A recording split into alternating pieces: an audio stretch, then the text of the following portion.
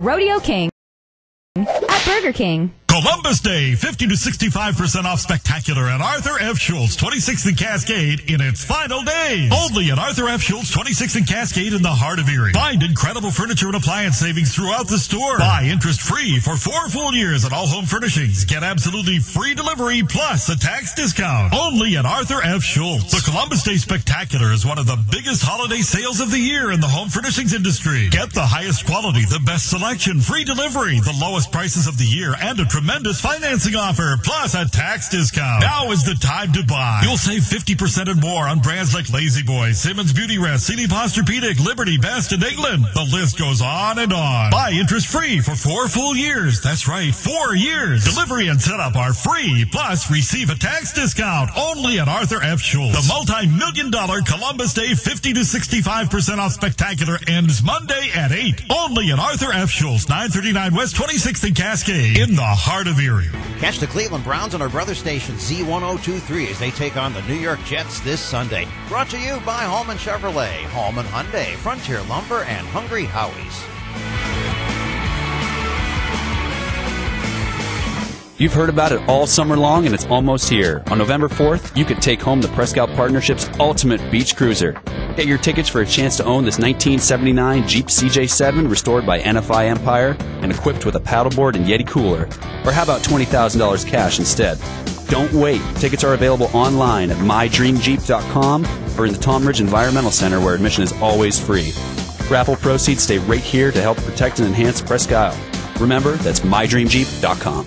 CBS Sports Radio 96.3 and 1260 present the Halloween Thriller 80s Dance. Friday, October 20th at Rainbow Gardens.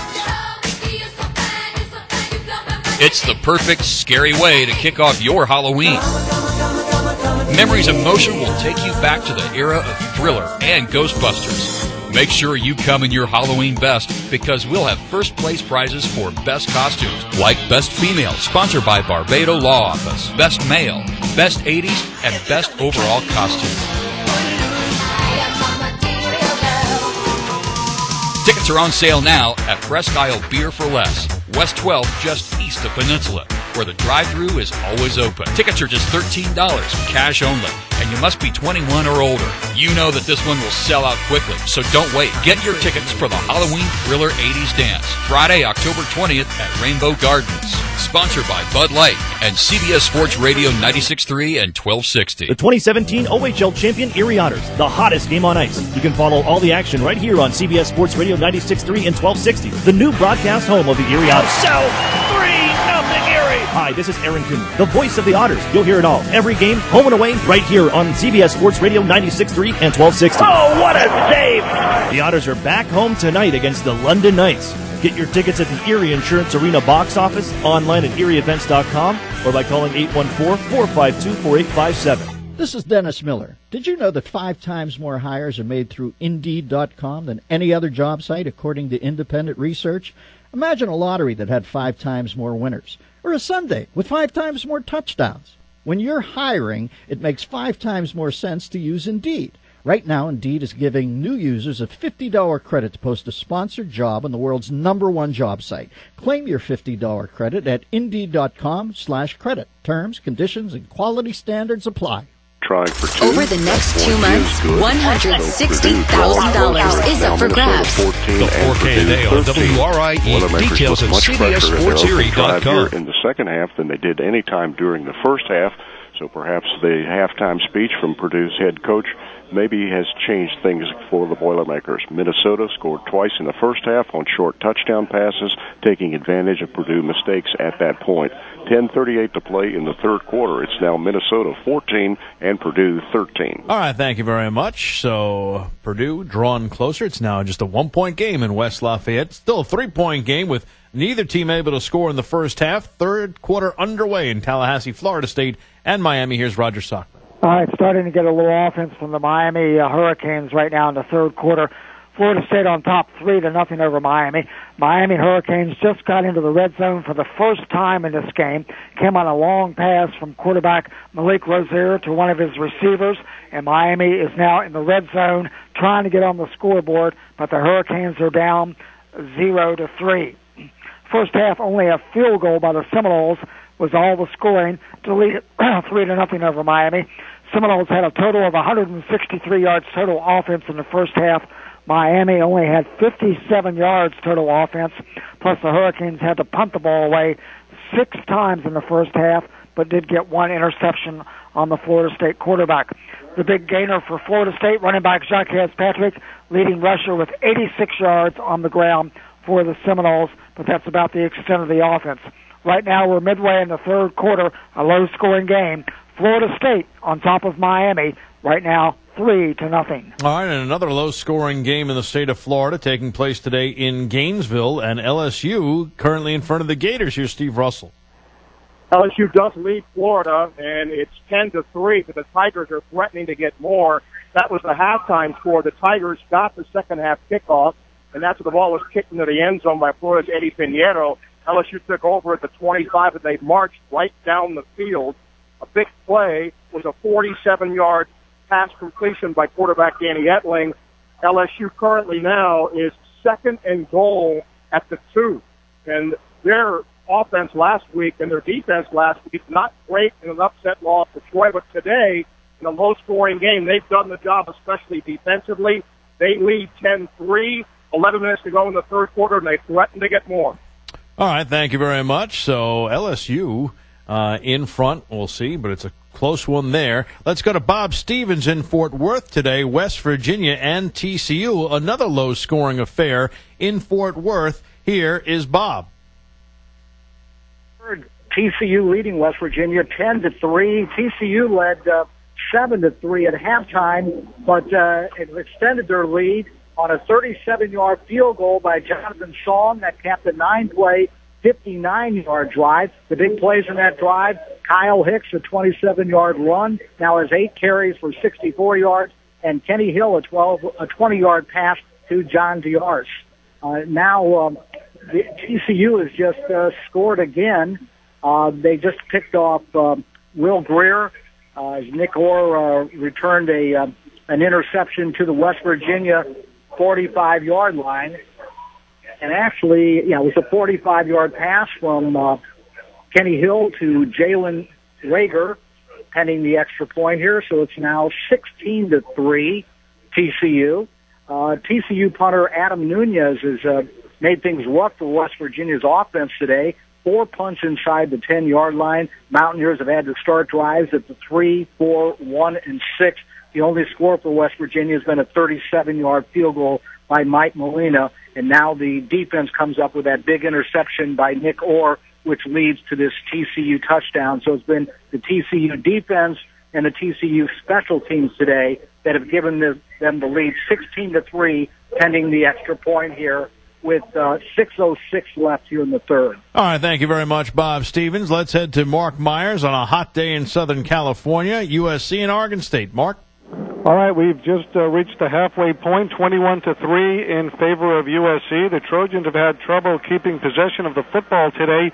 3 first-half turnovers. Sam Darnold has 2 touchdown passes, but also 1 interception and 1 fumble. He's got 9 interceptions now in 5.5 games, and I guess that's a little bit alarming. He's got 185 passing yards here through 2 quarters. Oregon State, on the other hand, has amassed only 43 yards throwing the football, but the Beavers have actually put together a handful of real good drives, but they missed a couple of field goals. They were stopped on a 4th down in the red zone, so they surely could have a lot more than just 3 points, but the scoreboard says 21-3. We'll go with that. 21-3, USC leading at the half. Thank you very much, Mark. Quickly, let's go to Kevin Casey, UNC and Notre Dame this afternoon in Chapel Hill. Kevin? 16-7, Rich, the score with Notre Dame on top of North Carolina, 11:26 to go in the third quarter. Notre Dame with a 3rd and goal from the North Carolina 12. Ian Book, the starter today, 6-yard touchdown pass to get the Irish on the board. He's got 122 yards passing. Also, Josh Adams, a 73-yard touchdown run. Chaz Surratt, a 25-yard touchdown pass to Anthony Ratliff-Williams. That's where we are right now. 16-7. Notre Dame leads North Carolina, 11:26 to go third quarter. All right, and Ohio State has just increased its lead to 34-7 over Maryland. So a tough day for the Terps, who were able to hold up last week with their quarterback, Max Bortenschlager, the 3rd-string quarterback, now the number 1 after injuries the last couple of weeks to Terrell Pigrome and Kasim Hill, but this week not getting it done on the road in Columbus. Coming up tonight, Bryce Love, who has been absolutely terrific so far, and the Stanford Cardinal go on the road to take on the Utah Utes. Had a chance to catch up with the head coach of the Utes, Kyle Whittingham. They come in ranked 20th in the nation, 4-0, and after the first month of the season, the only team in the Pac-12 South that's unbeaten. And I asked the Utah head coach how comfortable is he with his team right now. Well, so far so good, but we got a lot of football ahead of us, and certainly a big test this weekend with Stanford coming to town. And so, it's still real early as far as conference play, and we know that there's many challenges ahead, but can't complain with where we're sitting right now. Your teams have been so consistently good, tough to play against, very physical. What do you think has been the key to that consistency? Well, I think a few things. We seem to be pretty good on defense year in and year out. That's been a strong suit for us. Special teams as well, pretty solid in that regard. And I think probably the biggest factor is our turnover margin. Our ability to win the turnover margin most weeks, and that really is the most important stat in football other than the final score. And so that's been something that we've got a lot of mileage out of. You're +6 in turnover margin, number 1 in the Pac-12, 9th in the nation. You've had some injuries, most notable at quarterback right now. Tyler Huntley may or may not play, but how encouraging is it to have a guy in Troy Williams that started last year and won 9 games to be available for you? Yeah, that's a huge luxury for us, and we feel we've got one of the best quarterback situations in the country as far as depth. We got Cooper Bateman, a fifth-year senior behind Troy, who's an outstanding football player as well, just transferred to us this past year from Alabama. So we've got the luxury of having 3 guys that we feel are very capable, and Troy came in last week, 2 weeks ago, when Tyler went down and did a great job, and really we didn't miss a beat. Speaking of Troy's, you brought in Troy Taylor as your new offensive coordinator this year. What were you hoping for, and has it played out the way you had hoped so far?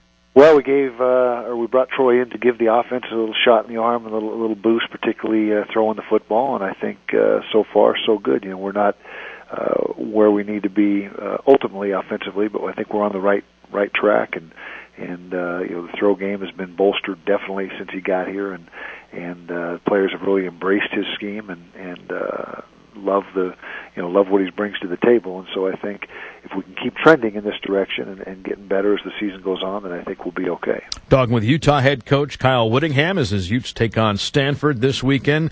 You mentioned special teams before, and your kicker Matt Gay's story is terrific, a former soccer player at Utah Valley University that is playing football for the first time in high school, and he also went on a mission. When you first saw him, he's perfect so far. Did you know what you were getting?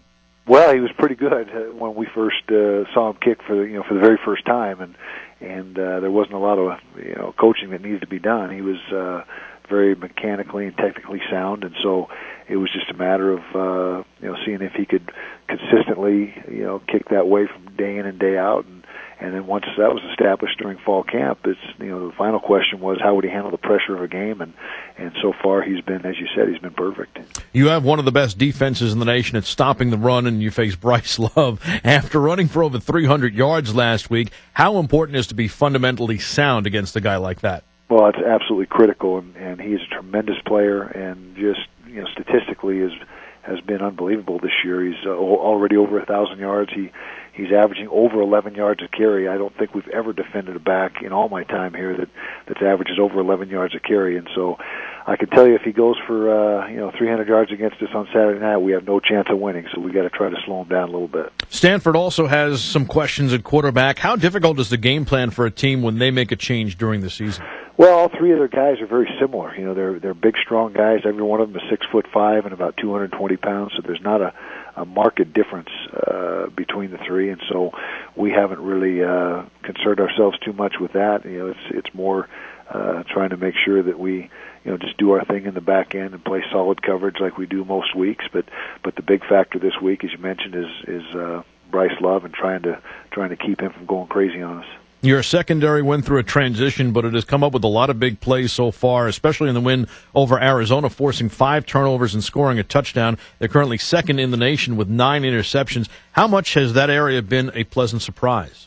Well, in a way, it surprised a lot of people on the outside, but for me, watching those guys all spring and all fall camp, I had an inclination that we could be pretty darn good back there, and I didn't know we'd be, as good as they are as soon as they are, as quickly as they've become, a force for us. But they're very athletic. We got a lot of guys back there with great ball skills, which the secondary guys, typically secondary guys are in the secondary because they're not great catchers, or they'd be on offense. And so these guys back there have excellent hands and go up and get the ball, and really a ball hawk mentality with those guys back there. Talking with Utah head coach Kyle Whittingham. 30 years ago this month was the NFL strike, and obviously you were part of the Rams back during that period in 1987. What do you remember most about the experience? Oh, first of all, it was a great opportunity for me. I thought I was done playing, and then the strike came about, and I had one last opportunity to play football, so that was great. But I guess the thing I remember most is when we were crossing those picket lines, I guess you'd call them, the players, rocking the buses and spitting on the cars and that type of thing. It was pretty theatrical, I guess, and a lot of it was more of an act than anything else. But it was a great opportunity for a guy like myself, who was an overachiever, to play ball one last time. You had a chance to coach your son, and your son Alex recently went public with his battle with depression and OCD, and that obviously took a lot. As a parent and a coach, how much pride do you feel in him, and how difficult a decision was that for him? Well, I feel a great deal of pride for Alex, and it was a courageous move on his part, and his whole motive is to try to help others, and so if him coming out and sharing his depression and issues with other people is going to help somebody along the way, then that's great, and that's really what his motive was, and very proud of him for having the courage, like I said, to do that. Finally, you're in your 13th season. You're the third longest tenured coach in the country right now. 23 years at Utah. Does the time fly by? Incredibly fast, and I can't believe that that I've been here that long. It just seems like it was yesterday. I was just coming on board with Coach McBride as a defensive line coach, and the one thing that really has changed the job here is when we went into the Pac-12. That was just almost like getting a new job and starting fresh and with a new challenge, and so in that respect, it really rejuvenated me. Well, you've weathered the storm beautifully so far. You're the only, as I mentioned before, 4-0 team in the Pac-12 South, and always one of the toughest teams in the nation to play against. Coach, thanks so much for a couple of minutes. Greatly appreciate it, and we wish you the best of luck the rest of the way. Well, thank you, Rich. Appreciate you having me on.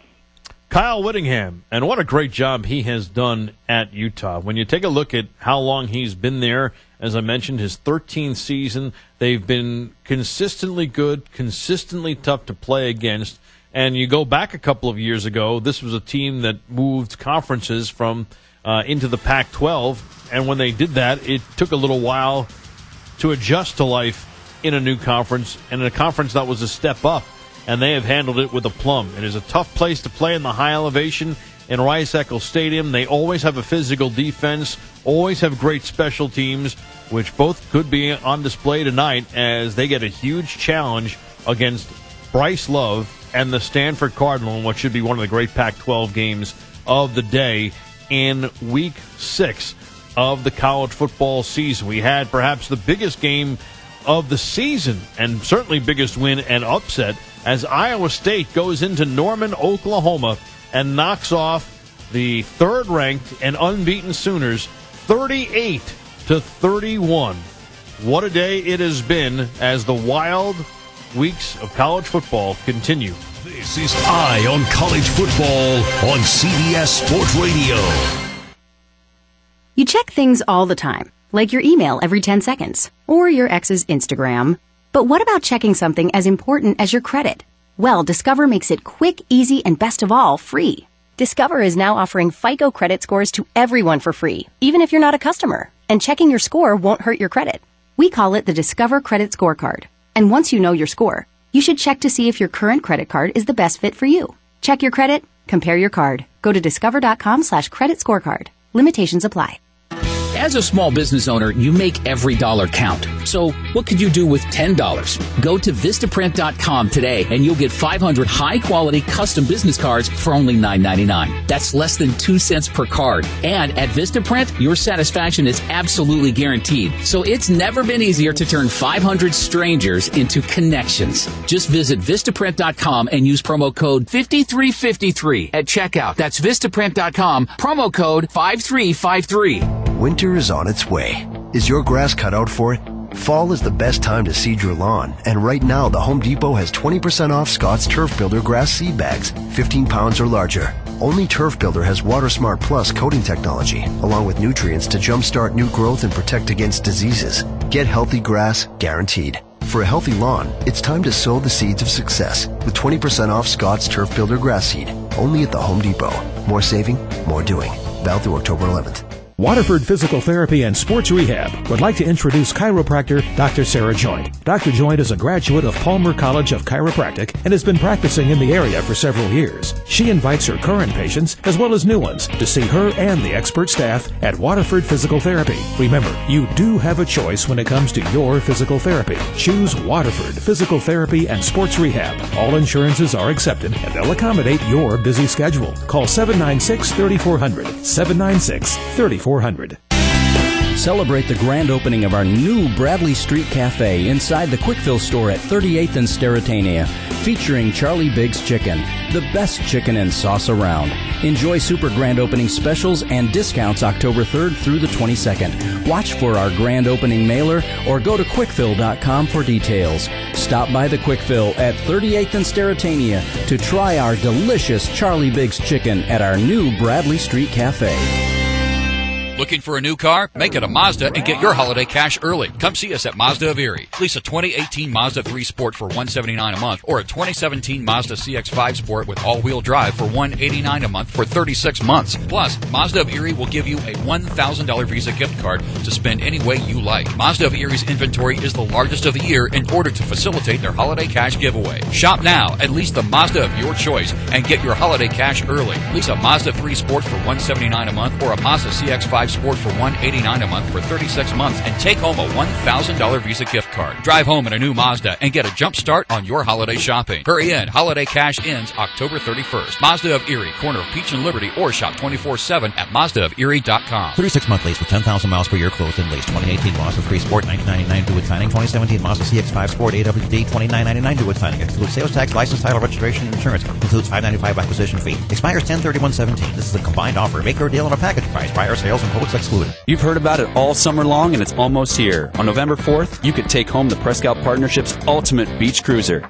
Get your tickets for a chance to own this 1979 Jeep CJ7 restored by NFI Empire and equipped with a paddleboard and Yeti cooler. Or how about $20,000 cash instead? Don't wait. Tickets are available online at mydreamjeep.com or in the Tom Ridge Environmental Center, where admission is always free.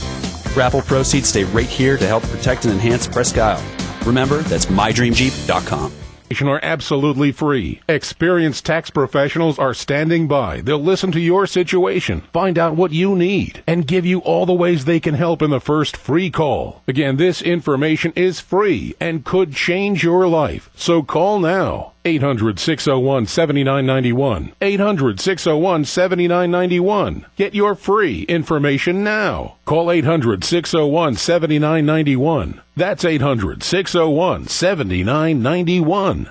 Attention all authors. Page Publishing is looking for authors. Have you written a book and want to get it published? Page Publishing will get your book into bookstores and for sale online at Amazon, Apple iTunes, and other outlets. They handle all aspects of the publishing process for you. Printing, cover art, publicity, copyright, and editing. Call 800-501-3689 now for your free author submission kit. That's 800-501-3689 for your free author submission kit. Again, 800-501-3689.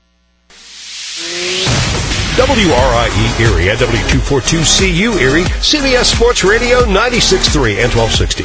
Sponsored by Bianchi Honda. Open 24/7 at BianchiHonda.com. CBS Sports Radio. Sports Flash.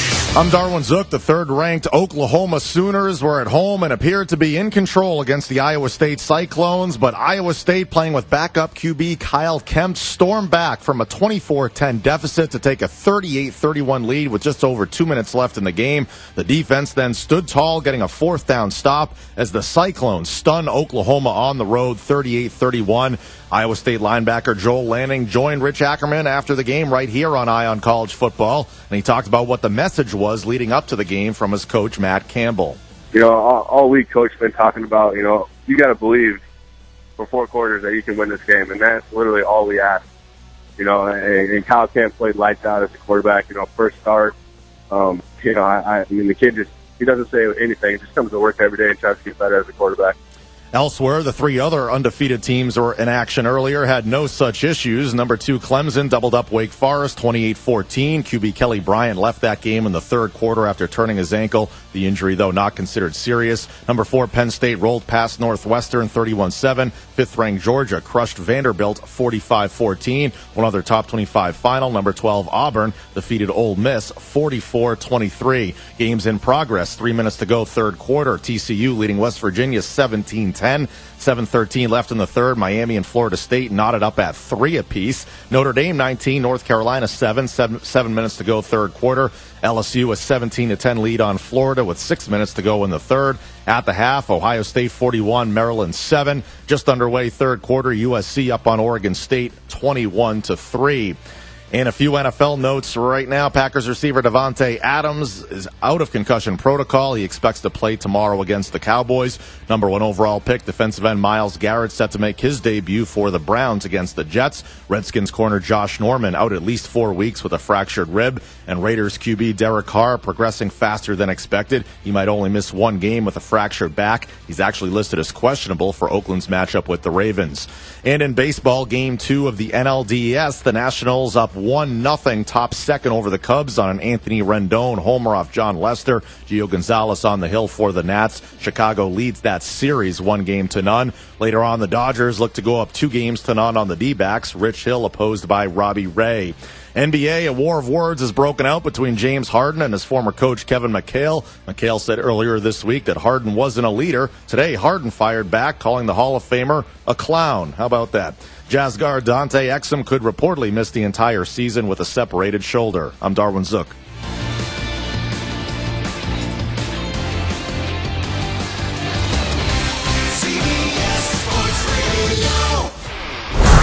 Hi, I'm Joy, and I won $1,000. The 4K a Day giveaway on CBS Sports Radio 96.3 and 1260.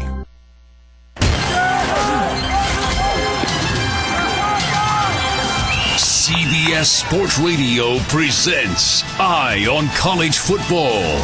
Here are your hosts, Rich Ackerman and Jody McDonald. Coming to you from the O'Reilly Auto Parts studio. O'Reilly Auto Parts, better prices every day. Top-ranked Alabama in action tonight against Texas A&M in about another hour from now. Second-ranked Clemson remains unbeaten now, 6-0, defeating Wake Forest today 28-14. Kelly Bryant, though, left with a slight ankle injury. No word on if it'll cost him any time or not, but the defending champs remain unbeaten. The same can't be said for Oklahoma, Jody, in what might have been the upset of the season, most likely the upset of the season.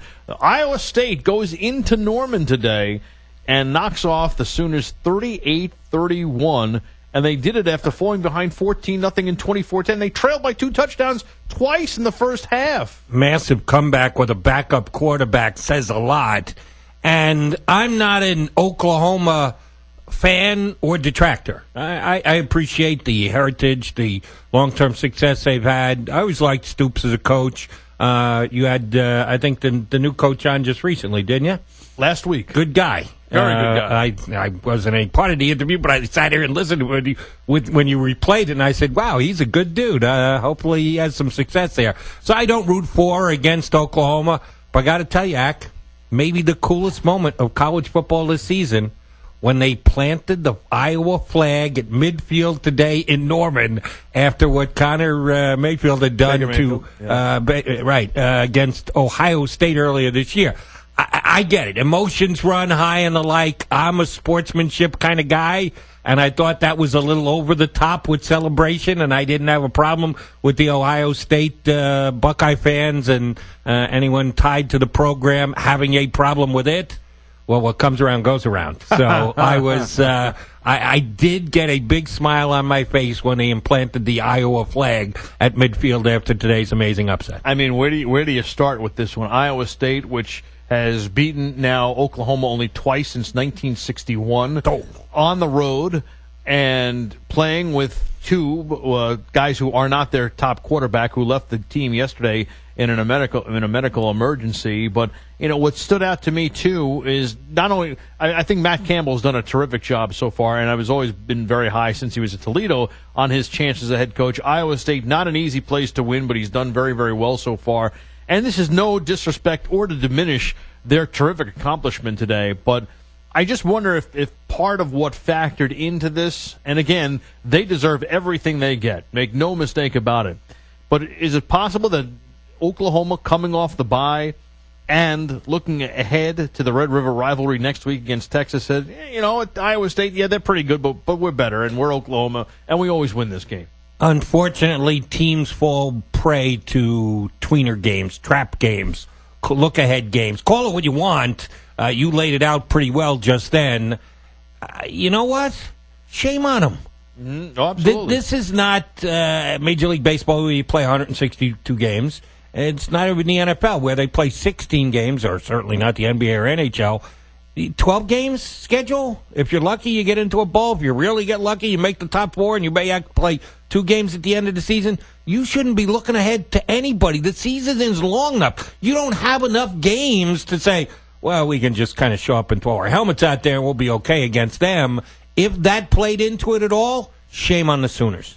Well, either way, it was a terrific upset and probably the biggest win of the year in college football, and it may just stand that way as we go on. Meanwhile, TCU and West Virginia locked up in a good one in Fort Worth. Let's get the latest from Bob Stevens right now. Bob? Okay. Late third, and TCU has just regained the lead over West Virginia, 24-17. TCU had led 17-3, but then West Virginia scored twice within a minute and a half. A couple of big pass plays. Will Greer, 64-yard touchdown pass to David Sills, and that capped a 75-yard drive. And for Sills, that was his 8th touchdown reception of the season. And then Greer came right back with a 76-yard touchdown pass to K'Ron White, which capped a 77-yard drive. And for K'Ron White, he's caught 5 passes for 127 yards.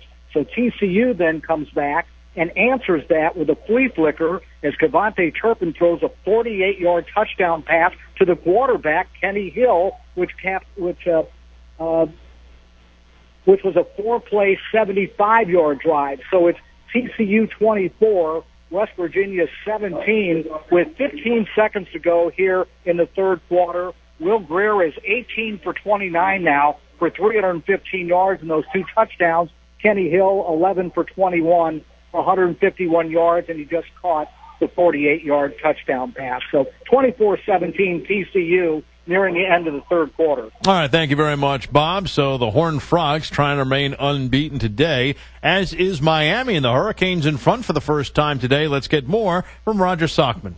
All right, Rich, right now, near the end of the third quarter, Miami has turned things around for the Miami Hurricanes, 13th ranked in the country. Hurricanes getting on the board on a field goal and a touchdown pass here in the third quarter. Miami intercepted a Florida State pass, turned that into a 31-yard field goal from their kicker, Michael Badgley. Then the Hurricanes came back on their next possession. The Hurricane quarterback, Malik Beasley, scored a 21-yard touchdown pass to Braxton Berrios in the end zone for the Hurricanes, 7 points. And the Hurricanes only had a total of 57 yards in the entire first half. So the Hurricanes turning things around here in the second half on top of Florida State. Florida State only managed 1 field goal in the first half. for 3 points in this game. So right now, late in the third quarter, 4 minutes left to go, it's Miami on top of Florida State by a score of 10-3. All right, thank you very much. Roger Sockman in Tallahassee. A much lower scoring game than I think a lot of us expected, but Miami currently in front by a touchdown. Florida and LSU, the scoring has been picking up a little. Let's get more from Steve Russell. Well, momentum has certainly changed here, and it's changed in the favor of Florida. 2:37 to go in the third. LSU does lead 17-10. The Gators only ran 25 plays in the first half, and their recent offensive success has been because they've run the ball very well. In their last 3 games, they've run it for over 150 yards or more. Didn't do that in the first half. LSU went ahead in the third quarter, 17-3 on a 2-yard touchdown pass from Danny Etling to Torrey Carter. But since then, all Florida. Well, Michael Pirine, a 2-yard touchdown run on that drive. Arden Key, LSU's defensive lineman, hit a Gator out of bounds and kept the drive alive. And the Gators now marching down the field inside LSU's 5, primarily with runs, but a couple of pass interference penalties on LSU has helped the Gator cause as well. So after not much scoring in the first half, a lot more here in the third, and a good game. LSU leads, for the moment, 17-10 late in the third quarter. All right, so a 7-point cushion for the Tigers coming off the loss a week ago to Troy. And we just saw the highlight on whatever channel we got on the Florida State-Miami game of the Hill touchdown reception. Kenny Hill not having a big day throwing the ball, but they ran a flea flicker down the sideline, broke a tackle no less. And I was very interested to see it because he's got a great arm, he's got good size, but he doesn't look like a spectacular fast kid. To me, he doesn't do that much running out of the pocket, hasn't in either of his college football stops. Made a nice run down the sideline, breaking a tackle and sprinting into the end zone. Yeah, looked like a wide receiver, there's no question. USC, after its loss last week, bouncing back nicely. Sam Darnold having a big day. Let's get more from Mark Myers.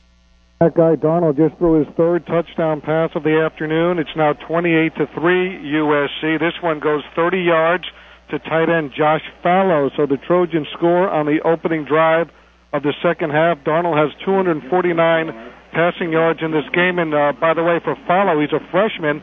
That was his first career reception, and it goes for a touchdown. The Beavers, on the other hand, have had chances to score in this game several times. They had the ball in Trojan territory. They missed a couple of makeable field goals. They also got stopped on a 4th down in the red zone, so they have really been their own worst enemy. But again, it's Darnold with 3 touchdown passes, and USC leads it 28-3 in the third quarter. Back to you. Thank you very much, Mark. So Sam Darnold having a big day as expected against Oregon State. Minnesota and Purdue in the fourth quarter, and this is a good one. It's just a 1-point game. Let's go to Tom Akins. Minnesota on top 14-13 in the early moments of the fourth quarter. All afternoon long, a very brisk wind has been blowing out of the south. So if your team is going from north to south, your punting game has become a disaster and your long passes aren't doing too well either. But Purdue right now trying to overcome that obstacle as well as the one on the scoreboard. They have driven into Minnesota territory right now. They are behind by a score of 14-13, mostly to their own undoing because 2 Purdue passes that were intercepted by Minnesota helped set up the 2 Gopher touchdowns. Purdue now trying to come back and see if they can get their first win of the year in the Big Ten. That is also Minnesota's goal for this particular game. 12:18 to play in the ball game. At the moment, Minnesota 14, Purdue 13. All right, and it has been a good one between a team that's trying to get back to respectability where it was under the late Joe Tiller who passed away just recently, and Minnesota, which is looking to go where it has never gone before, or hasn't gone in over 50 years, under new head coach P.J. Fleck. UNC and Notre Dame right now in what has been rainy North Carolina today. Here's Kevin Casey. Off and on rain, Rich, but right now it looks like it's a lull in the moisture. 26-7 Notre Dame. No lull in their offense right now. Deion McIntosh, just a couple moments ago, a 35-yard touchdown run. Also, Josh Adam, a 73-yard touchdown run. So the backup quarterback, Ian Book, his best friend has been the running game so far today. He also has a 6-yard touchdown pass to Cam Smith. Not so bad. He does have an interception, 16 of 29 for 138 yards. on the day. 26-7, Notre Dame leads North Carolina. 4:24 to go in the third quarter. All right, thank you very much, Kevin Casey. Let's go to Jeff Rapp. Maryland and Ohio State. This one has turned into a rout. Here's Jeff. Yeah, Rich, domination on the scoreboard and also on the stat sheet with the Buckeyes leading 41-7 here at halftime. 18 first downs in the first half for the Buckeyes to just 2 for Maryland. Buckeyes have 361 total yards of offense. The Terps with 26 yards on 28 plays. So that has been ugly. But the game has still felt a little sloppy in terms of special teams for the Buckeyes. And get this list of foibles here on special teams. The Buckeyes allowed a 100-yard kickoff return. They also botched a hold on an extra point. They had a field goal block. They shanked a 21-yard punt. They had a delay of game penalty on a kickoff, which is a first for me, and I've been covering this for quite a while. And a block in the back wiped out a K.J. Hill punt return of 30-plus yards. So other than that, special teams going pretty well for Urban Meyer and company, and yet the Buckeyes taking care of everything else and lead this one 41-7. We're still at halftime in the Horseshoe. Number 10, Ohio State over Maryland. All right, so Ohio State right now having no problems with the Terps of Maryland, who are down to quarterback number 3 on the season. And college football, like every other sport, has become, at least in part, sabermetrically driven, that stat analysis is very important. Well, strength of schedule is one of those sabermetric stats they look at for both wins and losses. Ohio State knew when Oklahoma went down earlier today, that's not good news for us, because now we've lost to a team that got beat at home by Iowa State. We better go out and do something about this, and I think they're pouring it on just a little bit against Maryland today because of that.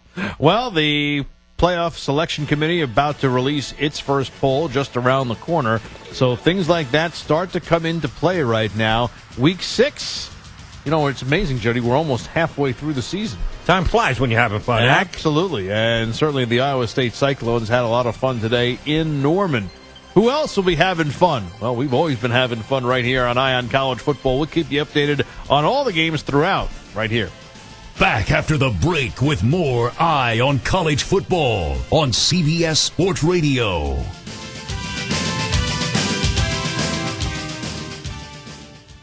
The IRS doesn't mess around. If they want your money, they'll take it. They can take your paycheck and bank accounts too, even threaten your home or business. And it's about to get worse. The IRS just hired an army of new tax enforcers. So, if you owe back taxes, the smartest thing you can do is call Optima Tax Relief. Optima has access to a special IRS tax assistance program called the Fresh Start Initiative. And their clients that qualify are saving thousands, even tens of thousands. One call starts the process to stop the demand letters, stop aggressive collection actions, and stop that army of new enforcers from targeting you. But don't delay. It's important to act now while you still have options. Optima is A-rated with the Better Business Bureau. Optima has already resolved over $500 million of tax debt for their clients. Get your life back. Call now for your free consultation. Call 800-337-4548. That's 800-337-4548. 800-337-4548. Optima Tax Relief.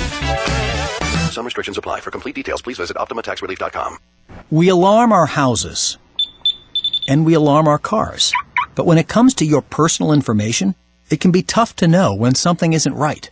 That's where Discover Card can help. Now, we'll send you an alert if we find your Social Security number on any one of thousands of risky websites. And this service is free for card members. Just sign up online. It's our way of looking out for you, not just your account. Learn more at discover.com/free alerts. Limitations apply. Right now, the Home Depot has select special order Anderson windows and patio doors for 15% off. If you've been waiting for just the right time to upgrade, you're in luck. You're also in good company. J.D. Power has recognized Anderson for outstanding customer satisfaction with windows and patio doors. So stop waiting and start saving. Select Anderson windows and patio doors 15% off now at the Home Depot. More saving. More doing. Valid through October 11th. See store for details. Columbus Day, 50 to 65% off spectacular at Arthur F. Schultz, 26th and Cascade in its final days. Only at Arthur F. Schultz, 26th and Cascade in the heart of Erie. Find incredible furniture and appliance savings throughout the store. Buy interest-free for 4 full years at all home furnishings. Get absolutely free delivery plus a tax discount. Only at Arthur F. Schultz. The Columbus Day Spectacular is one of the biggest holiday sales of the year in the home furnishings industry. Get the highest quality, the best selection, free delivery, the lowest prices of the year, and a tremendous financing offer, plus a tax discount. Now is the time to buy. You'll save 50% and more on brands like Lazy Boy, Simmons Beauty Rest, CD Posturepedic, Liberty, Best, and England. The list goes on and on. Buy interest-free for 4 full years. That's right, 4 years. Delivery and setup are free, plus receive a tax discount. Only at Arthur F. Schultz. The multi-million-dollar Columbus Day 50 to 65% off spectacular ends Monday at 8. Only at Arthur F. Schultz, 939 West 26th and Cascade, in the heart of Erie. Business owners, when your customers enter your door, will they have to deal with the dirty and possibly slippery floor? Well, they won't if you have a customized floor mat from Harrington Industrial Laundry. Show off your company's logo, mascot, or product in warm, rich colors. From retail stores to business offices, Harrington Industrial Laundry mats provide the highest quality image available. Logo mats can be used anywhere, and they make a great first impression. Greet your customers at the front door, direct them toward your new products, or present useful safety messages.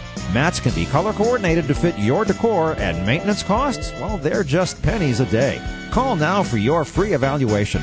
Harrington Industrial Laundry also offers a full line of uniform rentals and restroom products. Harrington Industrial Laundry, where their motto is, we give service. Call them today at 838-6975. That's 838-6975 for Harrington Industrial Laundry. Do you have Sears and Craftsman power equipment? Wondering where to go to get it maintained and serviced? The answer is Gerlach's Power Equipment on West 26th. Their qualified technicians can take care of all the major brands, including the Sears and Craftsman line, along with warranty work on most major brands, and they will keep them running smoothly through the fall and winter. And speaking of winter, yeah, it won't be long before the warm weather is a memory and the reality of winter will set in. Gerlach's will get you prepped. A new shipment of Arian, Simplicity, Toro, and Cub Cadet snow throwers are in stock, and financing for qualified buyers is available right now. Get into Gerlach's while the selection is best. Gerlach's, keeping your equipment powered 7 days a week. Our expert touch for your outside world. Gerlach's. Gerlach's Power Equipment Center. Gerlach's, your one-stop repair center, West 26th and Loveland. Hey, this is Sierra, and I just won $1,000. The 4K a day giveaway on CBS Sports Radio 96.3 and 1260.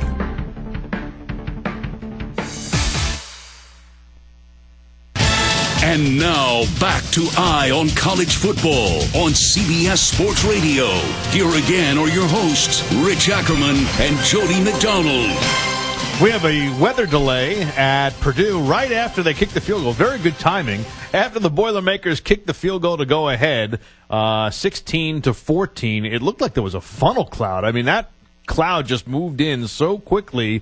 You could see the heavy wind, and Tom Akins talked about it on the field, but you could see the wind when they kicked the field goal. But, man, that cloud you could just see it moving so quickly. You got the remote control. I thought you changed it off ESPN to the Weather Channel or the Discovery Channel or something like that. Look, I could have been a movie. Remember that sand forming like that in some mummy movies that I've seen. Or Spider-Man.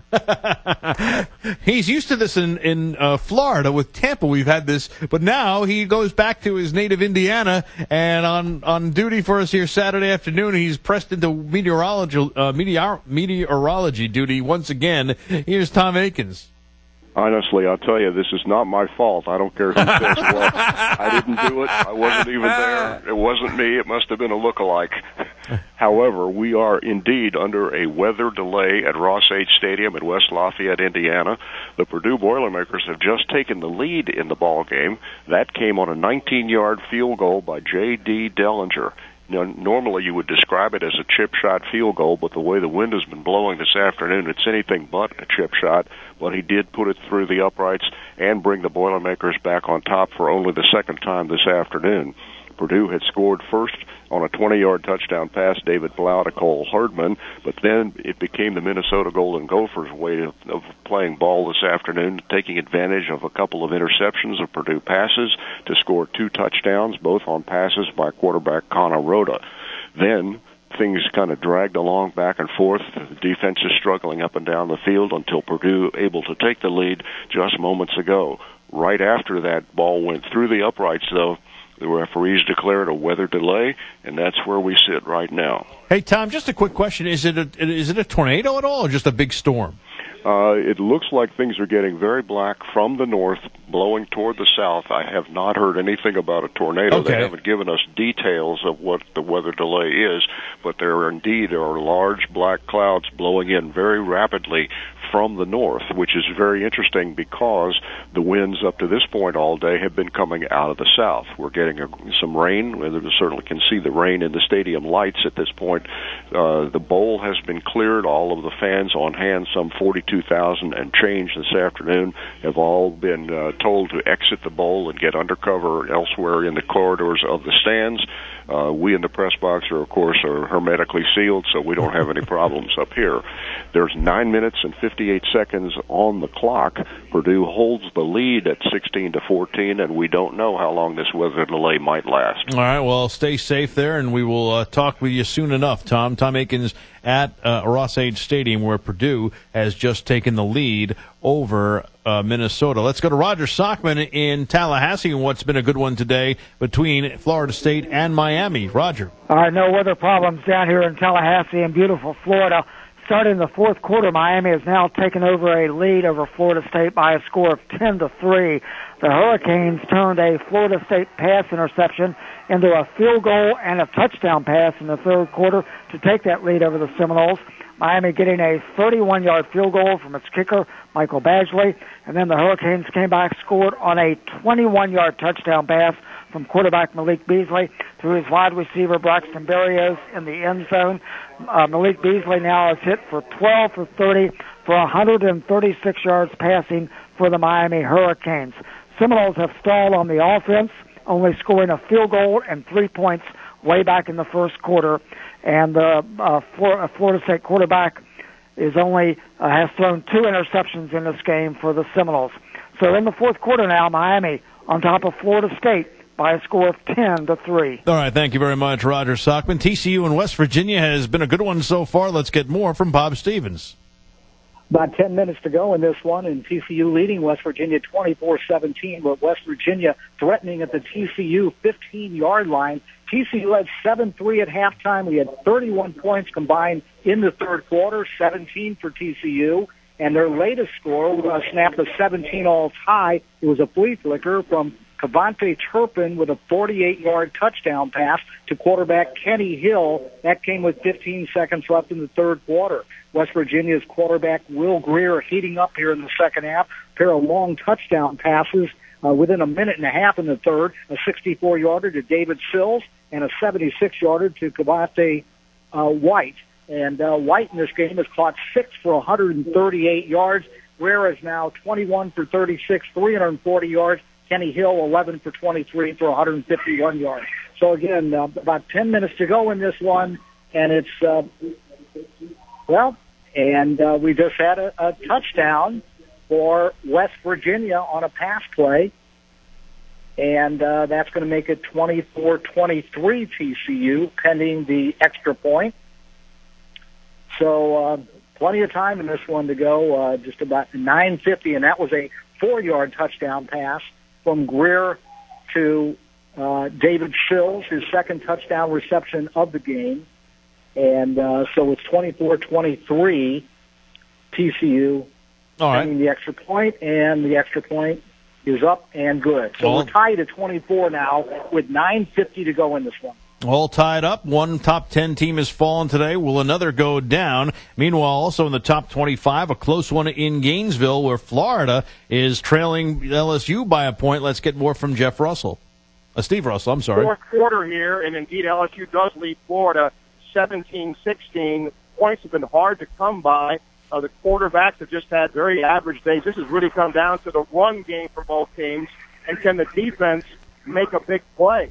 the Gators were trailing 17-3 and looked like they were going to tie the game when Michael T. Ryan scored his second rushing touchdown, but the extra point was missed. The usually reliable Eddie Pinheiro, kind of a mix-up on the snap with the holder, and the kick was no good. LSU got the ball, went down past midfield, but could not score. So the Gators now got the ball. Just under 13 minutes to go. This one might go right down to the wire here in Gainesville. LSU on top, 17-16. All right, so we have a 1-point game there in the game on CBS, a 2-point game and a weather delay with Purdue up on Minnesota, and now TCU and West Virginia are all tied. So it has been a wild, wild day in college football, and we still have a lot more to get to. Michigan State tonight, top-ranked Alabama and Texas A&M. And coming up at the top of the hour, SMU takes on Houston. Chad Morris's team comes in at 4-1, just 2 wins away from bowl eligibility. You'll hear from the SMU head coach coming up, but right now we pause for the latest sports update. Here's Darwin Zook. CBS Sports Radio. Sports Flash. All right, Rich, it looked like 4 undefeated teams would cruise to easy wins this afternoon, but Iowa State had other ideas. The Cyclones, playing with backup quarterback Kyle Kempt, went on the road and rallied from 14 down to stun the third-ranked Oklahoma Sooners 38-31, handing them their first loss of the season. Iowa State head coach Matt Campbell on the incredible upset. I'm really proud of our kids. Got a lot of football left. We're 3-2. But there's a lot of football left to be played, and if we can continue to learn and grow and get better one day at a time, then we'll have a chance to have great success. The 3 other undefeated teams all rolled. Number 4, Penn State over Northwestern 31-7. 5th-ranked Georgia crushed Vanderbilt 45-14. Number 2, Clemson doubled up Wake Forest 28-14. Not all good news, though, for the Tigers. Kelly Bryant had to leave the game in the third quarter after rolling his ankle. It's unknown if Bryant will be available for next game. One other top 25 final, number 12, Auburn, no issues with Ole Miss, winning 44-23. Games in progress right now in the top 25. TCU 24, West Virginia 17. Just under 10 minutes to play there. Miami 10-3 over, now tied at 10 with Florida State with 12 minutes remaining in that one. Notre Dame 26, North Carolina 7, start of the fourth quarter. LSU 17, Florida 16, 13 minutes to play. You can watch that game right now on CBS. Ohio State all over Maryland 41-7, 11:30 to go third quarter. USC 28, Oregon State 3 minutes remaining in the third quarter. To the diamond we go, game 2 of the NLDS. The Cubs and Nationals tied at 1, top of the fourth. Anthony Rendon has gone deep for the Nats. Wilson Contreras has answered for the Cubs. Chicago leads the series 1-0 John Lester and Gio Gonzalez, the pitching matchup. And the Dodgers also with a 1-0 series lead. They face the D-backs tonight in Game 2. Rich Hill going up against Robbie Ray. NBA, Jazz guard Dante Exum could reportedly miss the entire season with a separated shoulder. And Mavs guard Seth Curry out indefinitely with a stress reaction in his left tibia. Hall of Famer Connie Hawkins has passed away at the age of 75. I'm Darwin Zook. For quick access to sports news, scores, and more, it's the free CBS Sports app.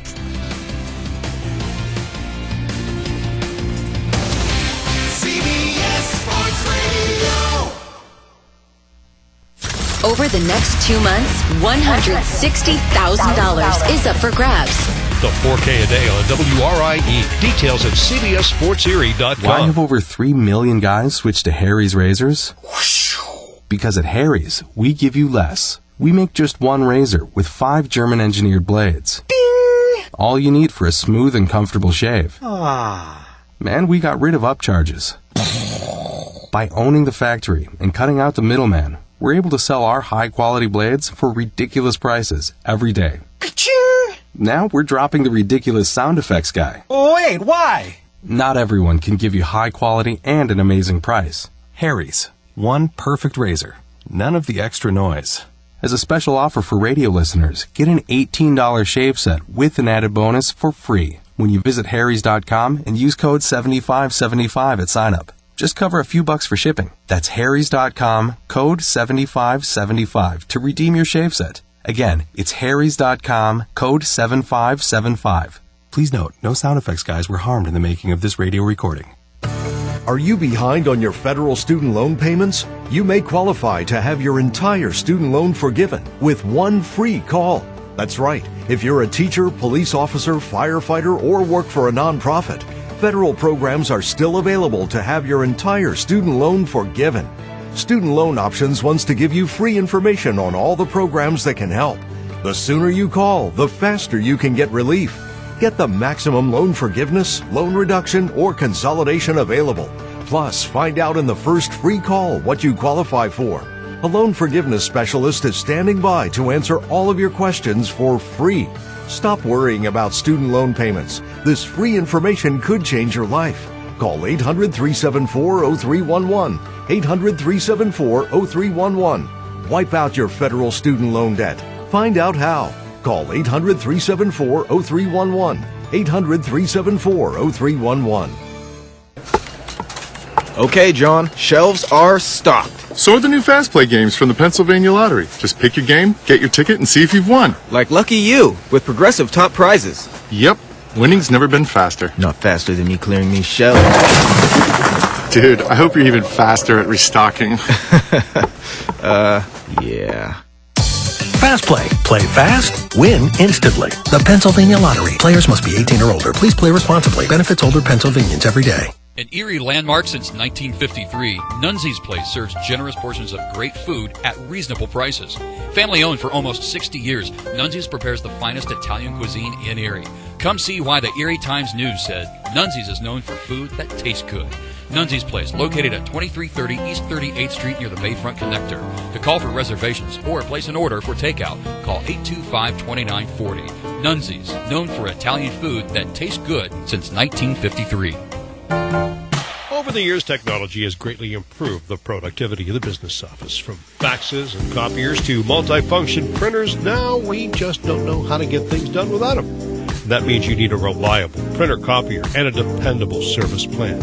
That's why you should trust Cooper Business Machines. They are Erie's only authorized dealer for sharp document systems. And most importantly, they'll maintain your machine so that it continues to, well, work. Just like your car, it needs regular maintenance and parts need to be replaced regularly. If your copier isn't properly maintained or you're not getting toner in a timely fashion, then you've been reminded of what it's like to work in the dark ages. Don't wait any longer. Your business requires dependability. Shouldn't you expect the same? Cooper Business Machines, Erie's only authorized sharp dealer and service provider, helping you get back to business since 1980. Online at cooperbusinessmachines.com or call 456-7585. Do you owe more than $8,500 to the IRS? If so, get ready, as we are going to give you the most important number you may ever need to finally end your IRS nightmare. You may have heard of the tax settlement program with the IRS. That program allows you to reduce your back taxes with the IRS. Well, guess what? The IRS will be making drastic changes to this tax settlement program, making it even more difficult to reduce your tax debt. Call Platinum Tax Defenders today to learn how you can resolve your tax nightmare before these new changes go into effect. Now is the time to take action and speak to a qualified tax professional for free. We're A-rated with the Better Business Bureau and know the rules to get you the best deal possible. If you owe at least $8,500 to the IRS, then call Platinum Tax Defenders at 800-801-9553. Call 800-801-9553 for a free and confidential tax debt analysis. 800-801-9553. 800-801-9553.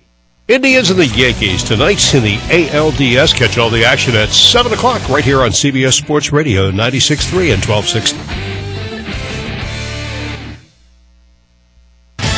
And now, back to Eye on College Football on CBS Sports Radio. Here again are your hosts, Rich Ackerman and Jody McDonald. Coming to you from the O'Reilly Auto Parts studio. Sign up to be an O Rewards member today and start earning instantly. O Rewards members earn $5 back for every 150 points you earn. It's fast, it's easy, and free. Only at O'Reilly Auto Parts. See store for details. O'Reilly Auto Parts.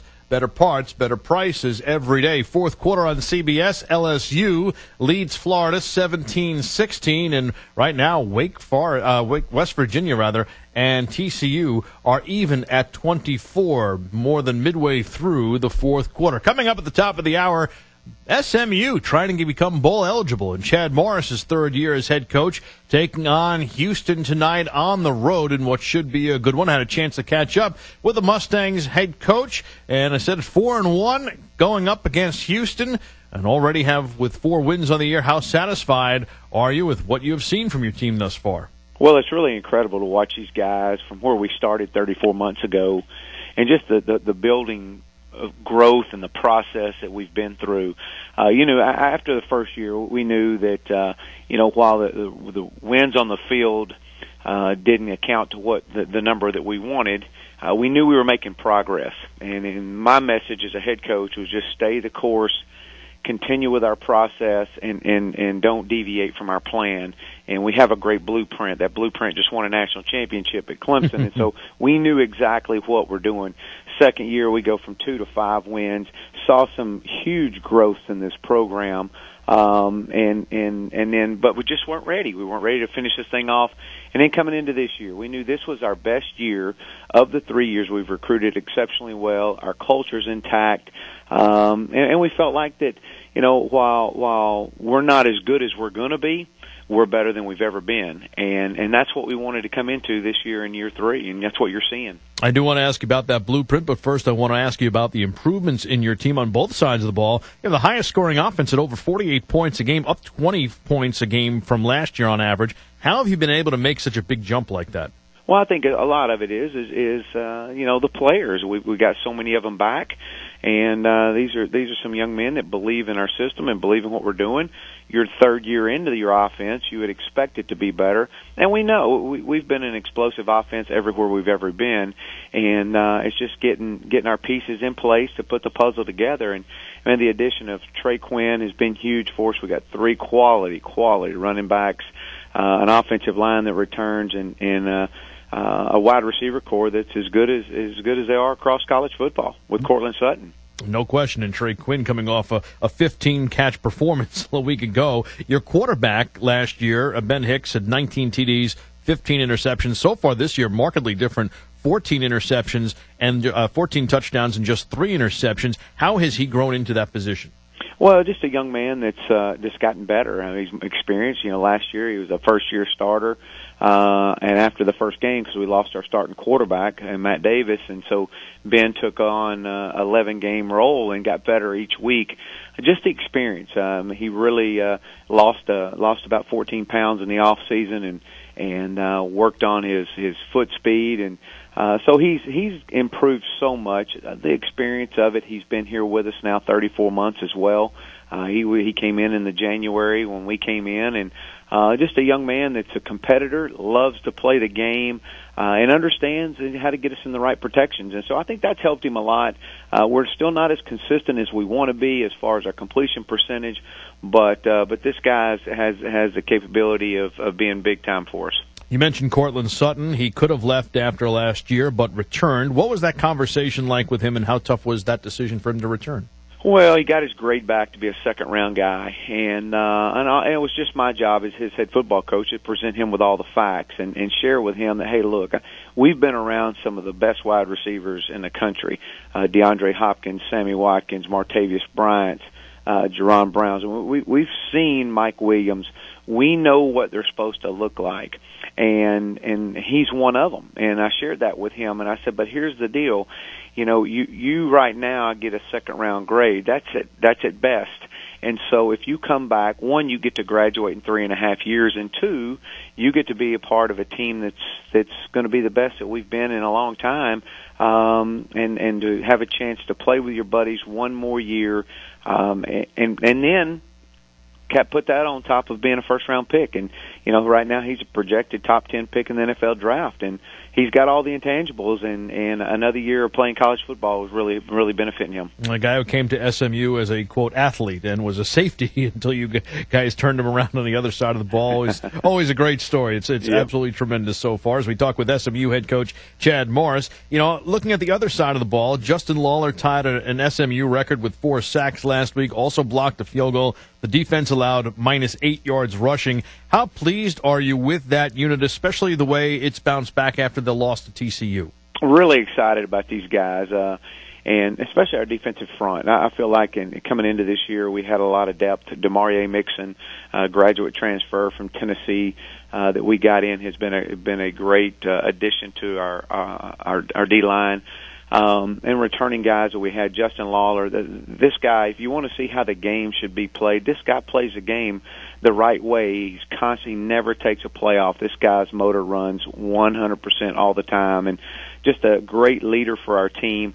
So we've got a lot of depth up front. Coach White's done a great job of rotating these guys in. We play as many as 12 D linemen, and that's really going to pay dividends as the season goes on. Obviously, we've got to get better. We got to get better on the back end, and Jordan White will be back this week, and an All-American candidate at corner, and his leadership brings such a valuable experience to us. But I'm really, really excited about this group. We felt like in the TCU game we had about 3 opportunities that we just couldn't stop them on. One was a Hail Mary right before half. It just killed us. But still, with all that, you're down by 6 in the fourth quarter, and you got a chance. And it's time for Erie Otters Hockey on WRIE Erie. CBS Sports Radio 96.3 and 1260 is proud to be the new home of Erie Otters Hockey. Now let's go live and join the voice of the Erie Otters, Aaron Cooney.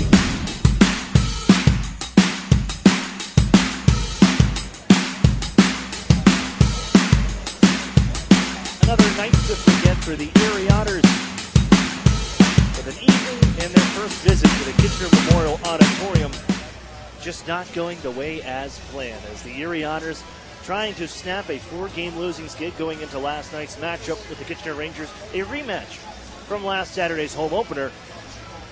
And although the Otters started out hot, they weren't able to find that first goal, and the Rangers will get it first.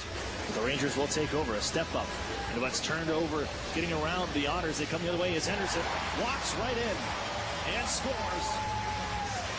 Jake Henderson, another one against the Erie Otters, and it's 1-0 Kitchener. And the Rangers with the early 1-0 lead, but Erie was given a good chance on the power play late in the frame to tie things up before the intermission. But it was the other special teams unit, the PK unit of the Rangers, that would strike instead. They can't get the puck in control of it as Henderson knocks it away and may have a short-handed chance here. Nice move, Damiani in on goal. He scores. Some aggressive penalty killing from the Kitchener Rangers. A short-handed goal for the Kitchener Rangers. And instead of the Otters trying to tie, they're now down 2 going into the break. And it seemed to take the wind out of the sails of the Erie Otters heading to the second, because just 1 minute and 14 seconds in, they would find themselves down 3-0 with Adam Maskrin doing the damage. It is jammed up the far side, and off goes Gareffa from neutral ice. Rangers into the Otters zone. Now some nice stick handling, fancy moves by Morales. They get to the blue line, and a shot tipped in, and it's Maskrin. 3-0 Kitchener.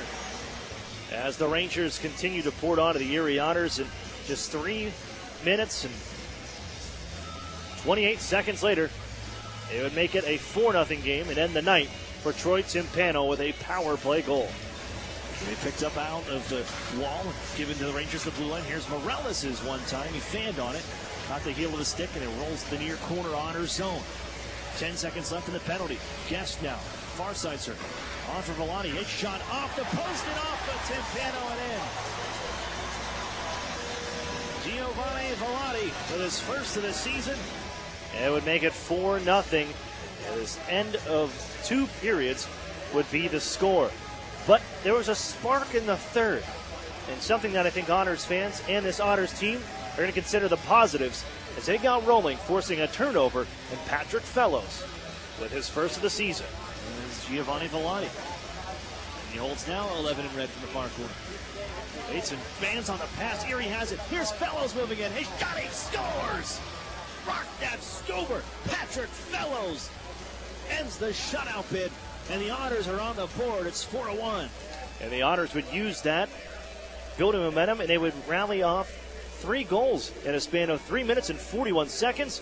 And then it would be Kyle Maximovich to draw the Otters within 2. A long-range try by Jack Duff is fought off by Dumont Bouchard. Duff got it again for another shot. That's blocked away by Dumont Bouchard. And Duff again, out a third try. Sticked away by Dumont Bouchard on the near side. They'll get the Duff again.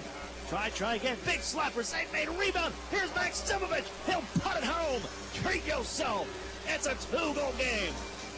And the Otters needing one more Joe Mack with his first OHL goal will bring the Otters within one, 4-3. Martin on to the near side as he plastered into the glass. They bump it on for Joe Mack. He just flips it forward for Fellows on the right wing side. Gurney to the net, going to Gurney, trying to get a backhand away. Stop, rebound, scores! Biggity, biggity, biggity, biggity, Mack Daddy! Joe Mack makes it 4-3. First OHL goal for Joe Mack. The Otters in it, taking chances to get that last goal and tie things up, but it wasn't meant to be, as they would get burned by taking a chance, and Joseph Garefa would seal the deal. Picked up on the far side boards, and the Rangers get away. Look out. Garefa around the D. Scores. Joseph Garefa puts the Rangers back up by 2. And that would do it for the Otters. They fall for a 5th time in a row as Jay McKee's Kitchener Rangers maintain the top spot in the Midwest Division. But the Otters, a chance to bounce back and using last night's game as a springboard for some good stuff that they're hoping comes tonight against the London Knights. The rivalry renewed here tonight at the Erie Insurance Arena, but a different look to this one with both teams at the bottom of the Western Conference. Somebody's going to get their second win of the season. The Otters are hoping to do it here at the Erie Insurance Arena. I'm Aaron Cooney. This is the Erie Federal Credit Union pregame show. We'll catch up with Joe Mack and take a look at tonight's matchup with the Otters and London Knights for the first time in this 2017-2018 season. We got more coming up. You're listening to the Erie Otters Radio Network on CBS Sports Radio 96.3 and 1260. Okay, John, shelves are stocked. So are the new Fast Play games from the Pennsylvania Lottery. Just pick your game, get your ticket, and see if you've won. Like Lucky You, with progressive top prizes. Yep, winning's never been faster. Not faster than me clearing these shelves. Dude, I hope you're even faster at restocking. Yeah. Fast Play. Play fast, win instantly. The Pennsylvania Lottery. Players must be 18 or older. Please play responsibly. Benefits older Pennsylvanians every day. An Erie landmark since 1953, Nunzi's Place serves generous portions of great food at reasonable prices. Family owned for almost 60 years, Nunzi's prepares the finest Italian cuisine in Erie. Come see why the Erie Times News said Nunzi's is known for food that tastes good. Nunzi's Place, located at 2330 East 38th Street near the Bayfront Connector.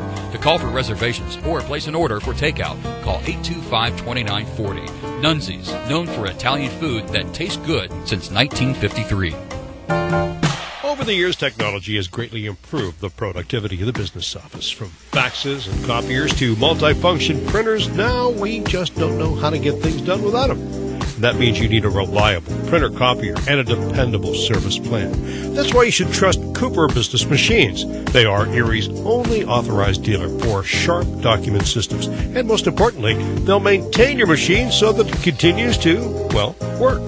Just like your car, it needs regular maintenance and parts need to be replaced regularly. If your copier isn't properly maintained or you're not getting toner in a timely fashion, then you've been reminded of what it's like to work in the dark ages. Don't wait any longer. Your business requires dependability. Shouldn't you expect the same?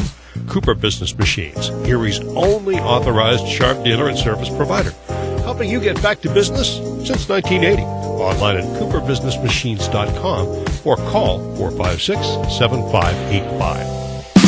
The new home of the Erie Otters, WRIE Erie, CBS Sports Radio 96.3 and 1260.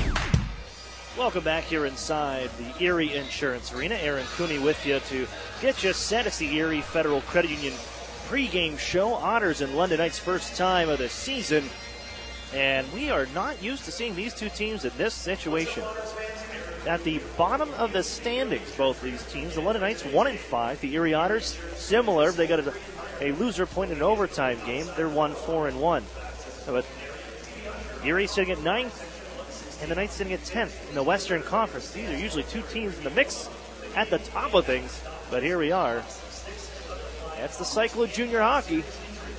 And both teams looking for win number 2 on the year. It will be interesting, to say the least, what we get tonight from the Erie Insurance Arena. I'm Aaron Cooney, and when we're looking here at the Otters and the London Knights, and it's time to look at our Marsh Real Estate Services lineup as the Otters going right back to Troy Timpano.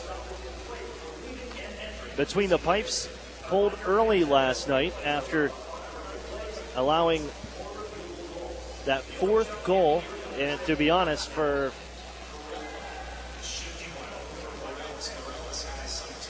the Rangers, Timpano didn't get much help on some of these plays. But Timpano pulled early in favor of Alan Oberoi. And the Otters will go right back to their overage goaltender from Pickering, Ontario.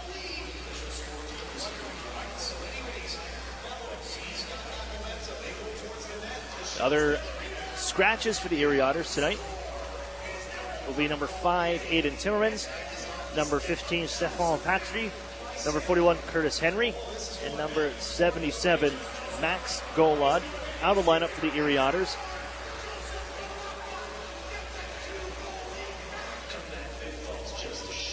As into the lineup for the Otters goes back in Carson Edwardson. And a bit of a shift for Erie as they changed that top line. And we're going to talk to Chris Hartsburg about that a little later on in the broadcast, about having the Otters shifting that top line. Taylor Radish is going to be bumped down play with on the right wing with Gara Podubny and Carson Edwardson. Kyle Maximich stays with Ivan Lottie and Cade Robinson getting a shot at that top line. On the other side, the London Knights will go with Jordan Coy, the 17-year-old, who went 8-2 with with the London Knights, filling in a few games. But he will get the start here, 17-year-old at 6'2", 189 from Bradford, Ontario. Scratches for the Knights include, they got a host of them. Number 17, Jesper Bratt. He's with the New Jersey Devils still. Number 23, Liam Whitaker. Number 58, Emmett Pierce. Number 44, Ryan Bangs. Number 64, Ian McKinnon. Number 76, Billy Moskal. And number 80, Alex Formanton, who's making his NHL debut tonight with the Ottawa Senators. And number 98, Victor Mete, who's with the Montreal Canadiens, made his debut Thursday against the Buffalo Sabres in a shootout win. So these two teams, a lot of turnover that we will discuss throughout the broadcast, comparing the teams that saw each other in a Game 7. The last time they met up was here at this building in a Game 7, the semifinal of the Western Conference. Much different now. We're going to catch up with Joe Mack after this on the Erie Federal Credit Union pregame show. You're listening to the Erie Otters Radio Network on CBS Sports Radio 96.3 and 1260.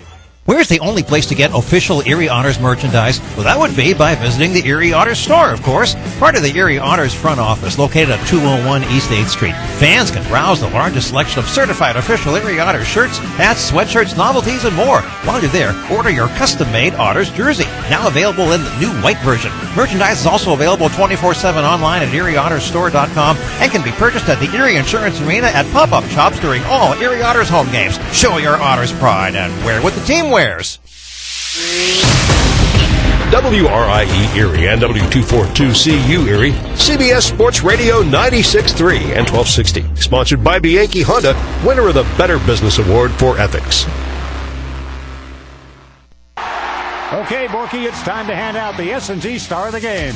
Well, Mikey, my first star goes to all the digital ninjas at S&T Bank. Is that their official title? If they can get my smartphone to send money to a friend, check my balance, deposit a check, and pay my bills online, then they are digital ninjas to me. Borky, do you have your phone here now? Yeah, it's right here. Of course I have my phone. So, you can send me the $5 you owe me. Well, we're all out of time, folks. That's S&T Bank, member FDIC. Interstate Mitsubishi is now selling the Outlander Sport for its lowest price ever, $16,988. That's almost $5,000 less than its original MSRP of $21,890. For just $16,988, you can own an Outlander Sport with a 10-year, 100,000-mile warranty, 7 airbags, and 18-inch alloy wheels. This is the best deal on a brand new CUV you'll find anywhere, and it's only at Interstate Mitsubishi, 1/2 mile south of the Mill Creek Mall on Route 99. Price and prior to tax, title, and license fees. An Erie landmark since 1953, Nunzi's Place serves generous portions of great food at reasonable prices. Family owned for almost 60 years, Nunzi's prepares the finest Italian cuisine in Erie. Come see why the Erie Times News said Nunzi's is known for food that tastes good. Nunzi's Place, located at 2330 East 38th Street near the Bayfront Connector. To call for reservations or place an order for takeout, call 825-2940. Nunzi's, known for Italian food that tastes good since 1953. As more and more companies offer their employees a choice of health plans, more and more people are deciding UPMC Health Plan is the best choice. With affordable in-network access to UPMC and other doctors and hospitals in your community, plus award-winning customer service, it's no wonder UPMC Health Plan is the fastest-growing health plan in the region. So when your employer gives you a choice this year, make the choice more and more people are making. Choose the best. Choose UPMC Health Plan. The new home of the Erie Otters, WRIE Erie, CBS Sports Radio 96.3 and 1260. Welcome back inside the Erie Federal Credit Union pregame show. Aaron Cooney here, joined at this time by Erie Otters first-year man Joe Mack. And Joel, let's look back at last night. In the lineup, 2 games in a row here against Kitchener Rangers, and last night you get your first OHL goal. Take me through the play. Well, I pass it, sauce it over to Patty, and he just passed it over to Gurney, and Gurney just put it on net, and I was right there to put it in back door. What was it like, the celebration? You see the thing go to the back, then especially at that time because it dropped the team within 1. Yeah, it was really exciting. I was just pumped. Did you keep the puck? Who grabbed the puck for you? Gurney did. Okay. As long as that one's getting back and heading back onto the mantle. For you, for this year, what has it been like? What's the change been like coming from CompuAir, then here with the Erie Otters, going through training camp and signing with the club and joining the OHL? Well, it's a lot faster, and it's just better hockey overall, obviously, but it's been fun. How did CompuAir prepare you for this moment? I know you guys get a long season, a championship-winning season, but to prepare you for this level and for this brand of hockey, as you mentioned, it is a little faster than what everybody's kind of used to, but how they get you ready? Well, they got me bigger and stronger and just a better player overall. Just Coach Pete got me to where I am right now. We've seen you a few times, Joe, on the ice battling along walls and in corners. How would you describe your game when things are going well and you're playing your absolute best? What's Joe Mack doing well on the ice? Well, just winning battles and getting pucks at the net, pretty much. That's when I'm having a good game, in my opinion. CBS Sports Radio 96.3 and 1260. What is the best-selling SUV or CUV in America? The all-wheel drive Nissan Rogue. Only $279 a month with 0 down. It has comfort with 0 gravity seating. It has safety with a unique safety shield. And now it has competition, the brand new Rogue Sport. The new Rogue Sport, it's only $20,990 right now at Interstate Nissan. 1.5 miles south of I-90 on Route 19. Lease is 12,000 miles per year. Payment is plus tax, title, and license. The first payment due at signing. There are 2 or more Rogue Sports at this price. Number HW106071. Over the years, technology has greatly improved the productivity of the business office. From faxes and copiers to multifunction printers, now we just don't know how to get things done without them. That means you need a reliable printer copier and a dependable service plan. That's why you should trust Cooper Business Machines. They are Erie's only authorized dealer for sharp document systems. And most importantly, they'll maintain your machine so that it continues to, work. Just like your car, it needs regular maintenance and parts need to be replaced regularly. If your copier isn't properly maintained or you're not getting toner in a timely fashion, then you've been reminded of what it's like to work in the dark ages. Don't wait any longer. Your business requires dependability. Shouldn't you expect the same? Cooper Business Machines, Erie's only authorized sharp dealer and service provider. Helping you get back to business since 1980. Online at cooperbusinessmachines.com or call 456-7585. Okay, you about ready to get your first treatment? Yes, Doctor. Joanne is fighting her cancer with radiation. She's also fighting it with big data. Wait till you see how easy this is. You're going to do great. The Highmark Cancer Collaborative works with oncologists like Joanne's to provide the latest data on proven treatment options, giving Joanne the plan she needs to win. Creating new standards in cancer care is living proof. Highmark Blue Cross Blue Shield together with Allegheny Health Network. Visit highmarklivingproof.com to learn more. The new home of the Erie Otters, WRIE Erie, CBS Sports Radio 96.3 and 1260.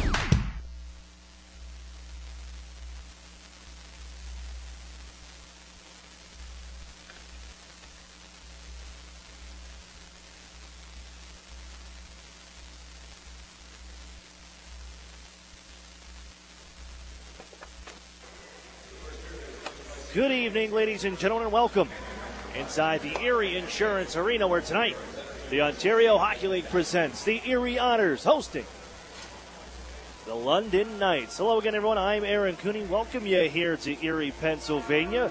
And for a matchup between these two rivals, and in circumstances we're not too familiar with. Both teams at the bottom of the Western Conference. Erie sitting 1-4-1, that one extra point over the London Knights for the 4th spot in the Midwest Division, 9th in the conference. London 1-5 to get started this year. They sit at the bottom of the division and of the Western Conference. The last time these two teams were together would have been Game 7 of the Western Conference semifinal, ending in overtime, but quite the turnover on both sides. Of course, the Otters missing their group is Dylan Strom, Alex DeBrincat, Darren Radich, you name them. But over on the other side, London missing 5 of their 6 starting defensemen from last year's postseason series. And in total, 11 players moving on as the Otters, as we get underway, send the puck on in, down deep. Cade Robinson after with the Otters. Lodnia played in front for Maximovich, and a good try in tight. Jordan Coy makes the game's first big save 20 seconds in. Well, last night, Chris Hartsburg, Erie Otters head coach, making the switch in his top line and looking to spread out some of the scoring and offensive talent and moving Taylor Radich down to the second line with Garrett Podubny and Carson Edwardson here. You saw Lodnia along with Maximovich and Cade Robinson on that last shift. But here the Otters, Taylor Radich, a try from the far circle. And there's Coy to gobble it up. No rebound.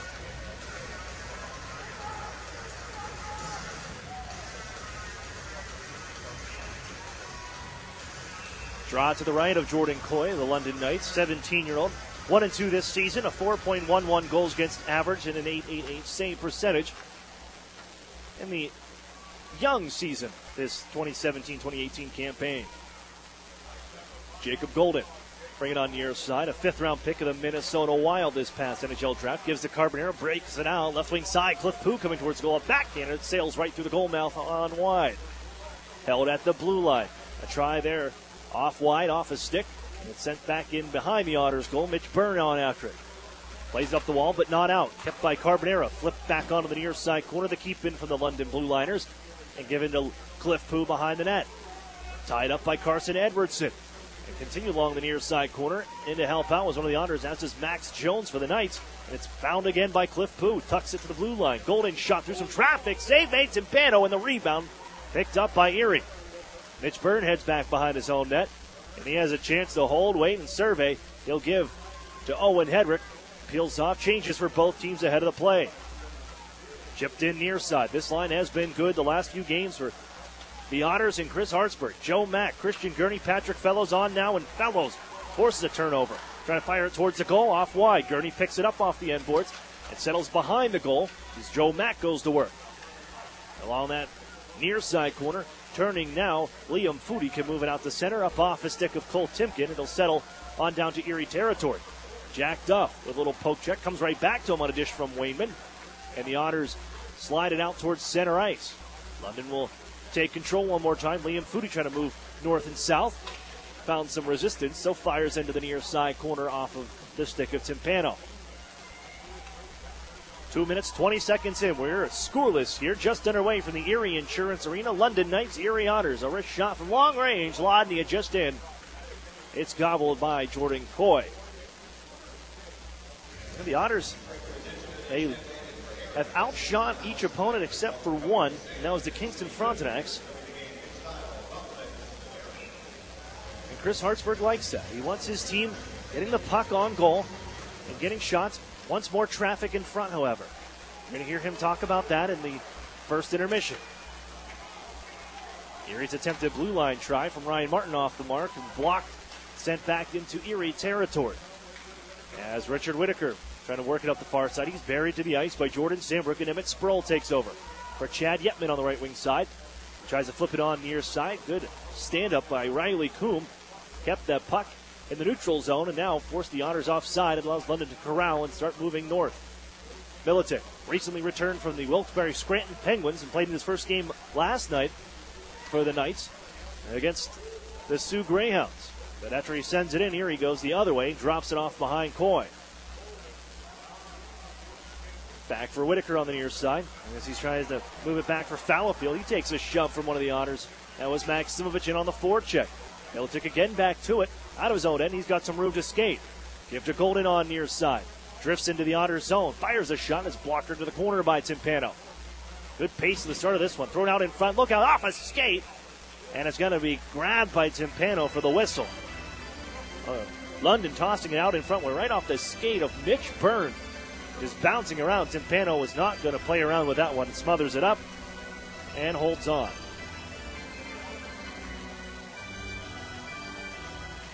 Well, the Otters looking to continue that momentum from last night's game. A comeback bid that fell just short in that third period as it's ripped in deep. Along the near side of the Otter zone, right at the half wall. Chipped loose by Lodniak, given right back for Cade Robinson, right wing side. So he's trying to float it right back for Lodniak into the zone. It's going to be picked off, and they work forward.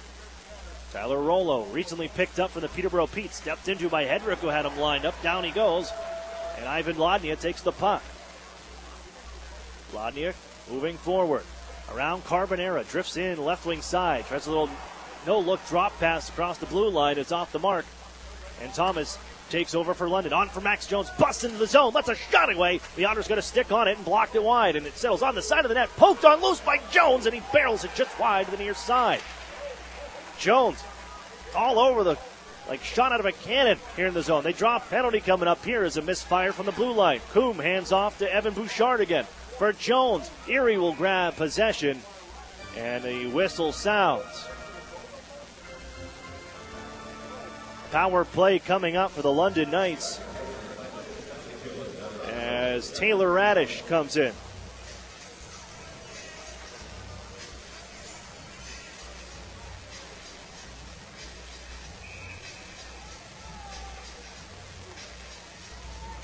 Power play will take the ice for the Knights.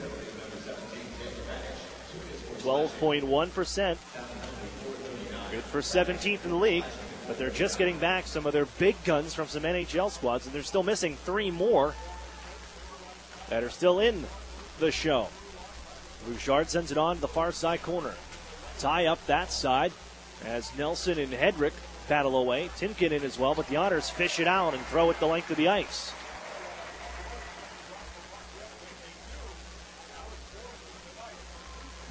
Coy will settle it for a little bit and allow the forwards to take over. Cliff Pooh is going to do it himself. Shuffle it onto the far side corner. Watch there by Ryan Martin. Comes up the wall, bank it off the wall, and chipped right back in deep by Bouchard. Turning on the far side, Timken looking to give out in front. Martin roughs him up and will knife the puck to the corner, but Pooh gets it right back, trying to dish to the front. Here's Max Jones turning to the back end. It's poked away. Bouchard's try off his skate wide. On the far corner. 1:05 left in the power play. Taylor Radish in the box for slashing. As the Otters come barely onto the near side, Sambrook will do it himself. He runs Timken and fires the puck the length on the clear. And here comes Bouchard. Faked out Lodnia behind the goal. They give on to the near side. Offside was Thomas, just a bit ahead on that rush.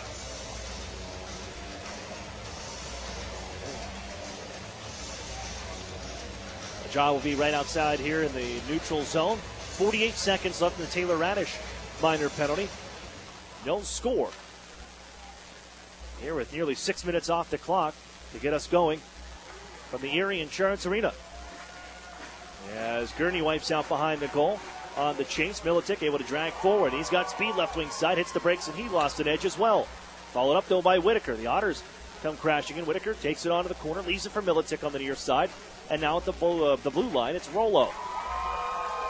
Going to give right back to Rollo. That was Thomas as he's turned around. The pass went off his skate, and a penalty coming up here. I think this one might go on London as they touch up Coy. I believe a holding call upcoming.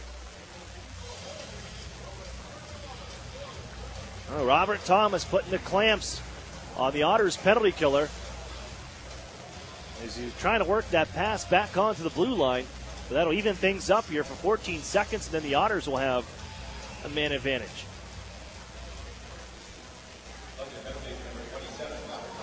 Four on four. The holding called to Robert Thomas, a first-round pick, 20th overall.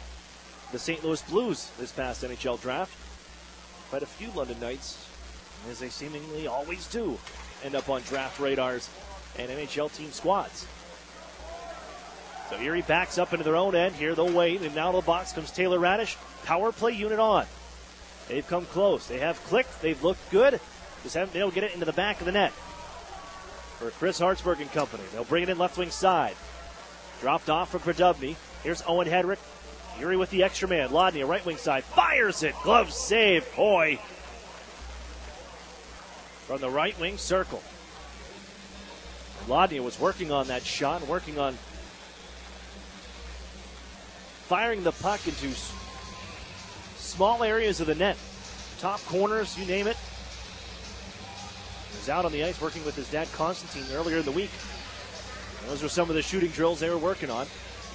Almost had Coy fooled there. London wins this draw, blasted off the near side wall and down the length of the ice.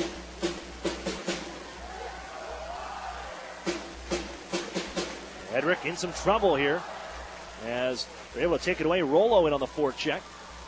Doing it himself against 3 Otters in the near side corner. That wastes a few seconds. The Otters finally can pick it up out of the pileup. And Garrett Podubny skates out the center. On for Lodnia. Cross to Taylor Radish on the circle. He got wide off the end boards. Bounces to the front, and Militic will clear. Erie just unable to get there in time after the misfire from Radish. It kicked out to the near side circle. Lodnia just couldn't get there in time. It was an open net. 40 seconds with the power play for Erie. Taylor Radish on for Podubny. Bounced into the corner for Maximovich, who hammers it to the near side. And Lodnia's at the circle. Right back for Maximovich along the goal line now. Floated on for Radish. Holds, fire, save made, rebound. Knocked away by a sliding Cliff Poo. On towards the corner and then cleared by Regula. Lodnia in the neutral zone, trying to ping it back in. 15 seconds on the power play. They shuffle it out for Hedrick at the blue line. Set up Taylor Radish. One-timer. Never made on goal. Rebound try in front off a skate. And Garrett Podubny is stuffed by Jordan Coy. 11:41 to play here in the first period. Face-off coming to the right of Jordan Coy, who has stopped all 4 shots seen so far. The Otters trying to get in front and gain some traffic. Garrett Podubny in tight. Unable to sneak it by the 17-year-old netminder. Joe Mack with his first OHL goal last night. Gives the Sandbrook. Power play winding down. They give the Mack on the near side circle. And it has it deflect onto the corner. Gurney spins away from Bouchard. Looking for Fellows. Trying to get in front for Mack. And he couldn't get a blade on it. Out is Thomas, and he has the biscuit. On for Jones left wing side. Thomas goes to the front of the net. Jones flip it wide. Was looking for Militic on the back door. Off the corner, and the Otters have 3 men strong. 3-on-2 to the zone. Fellows in front for Gurney. Good stick from Fallowfield. Deflects the pass in behind the goal. Mack was there, as is the Otters' Patrick Fellows, but it squirts loose. And now 1-on-1 the other way into the Otters zone. With it is Thomas trying to drag to the front. Shoved by Sambrook. And the puck squirts loose after a poke check from Timpano. Along the near wall, it's Gurney. They'll give back to Jordan Sambrook, and everybody settles down here for a second with 10:50 to play in the first. Erie changing personnel ahead of the play. It'll be Chad Yetman. Dump and chase around Nelson and on down to the corner. Goes in against Golden. Nelson in to help out as well. Watching is Alex Gritz, Otters forward. As they battle along the near side corner. Jostling continues. Now behind the net, Yetman and Fallowfield. Rubbed out of the play. Gritz comes back in. Yetman finds the biscuit and now tied up in the far side corner. In London territory. Out to help is Cole Timken as well. It's back behind the goal and London takes over. Dish on near side, Liam Foudy. Watched by Emmett Sprong, gives back to Golden. And again held by Fallowfield. London just resets behind the goal. Both teams, as Erie gets a forward change that they want, Foudy gets it out ahead to center. Erie takes it right off the blade of Liam Foudy. And here comes Josh Wayman for the Otters. Ripped in from the left side. Rattles around the near side wall, and Maximovich on after it. Skied back towards center by the London Knights. Wayman is there for Erie. Gives to Maximovich. The Otters want to come back into the zone. Lost the puck in the skates of his own man. That was Cade Robinson as the Knights take over from neutral ice. Walked in by Timken. Shuffles it on near side. That was out of zone, and jumping on that loose biscuit was Robinson. Recovering was Riley Coombe, who settles it down for London. Midway through the first, no score. Erie Otters, London Knights, first edition of the rivalry here in the young 17-18 campaign. Max Jones along the left wing side. Watched by Wainman. Heads behind the Otters net. Turning out to the circle. Plays it in front. Never made it on as Erie intercepts. Owen Hedrick staying with him. Hedrick wiped out, but throws it out towards center ice. Coombe dishes right back forward for Jones into the zone. Has Pooh in the near side corner. Timpano out to play it. Jams it around the far side boards, and off goes Carson Edwardson for Erie. 8 in white. Down left wing side. Edwardson trying to bring it in front.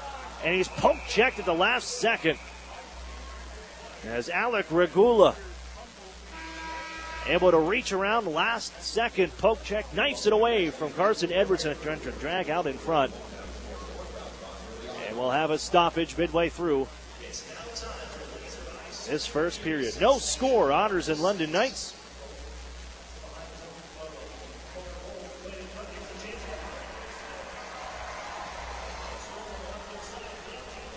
Otters fans, remember that real food, real beer, real historic atmosphere. That's what you'll find at the brewery at Union Station. Erie's original brew pub and restaurant, located downtown at 123 West 14th Street. That's the brewery, proud sponsor of the Erie Otters.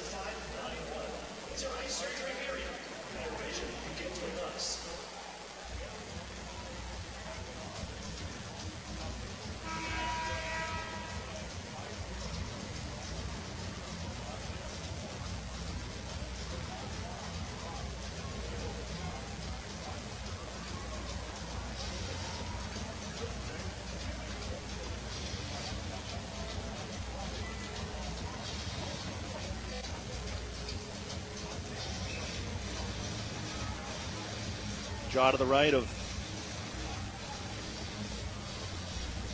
the Knights, Jordan Coy.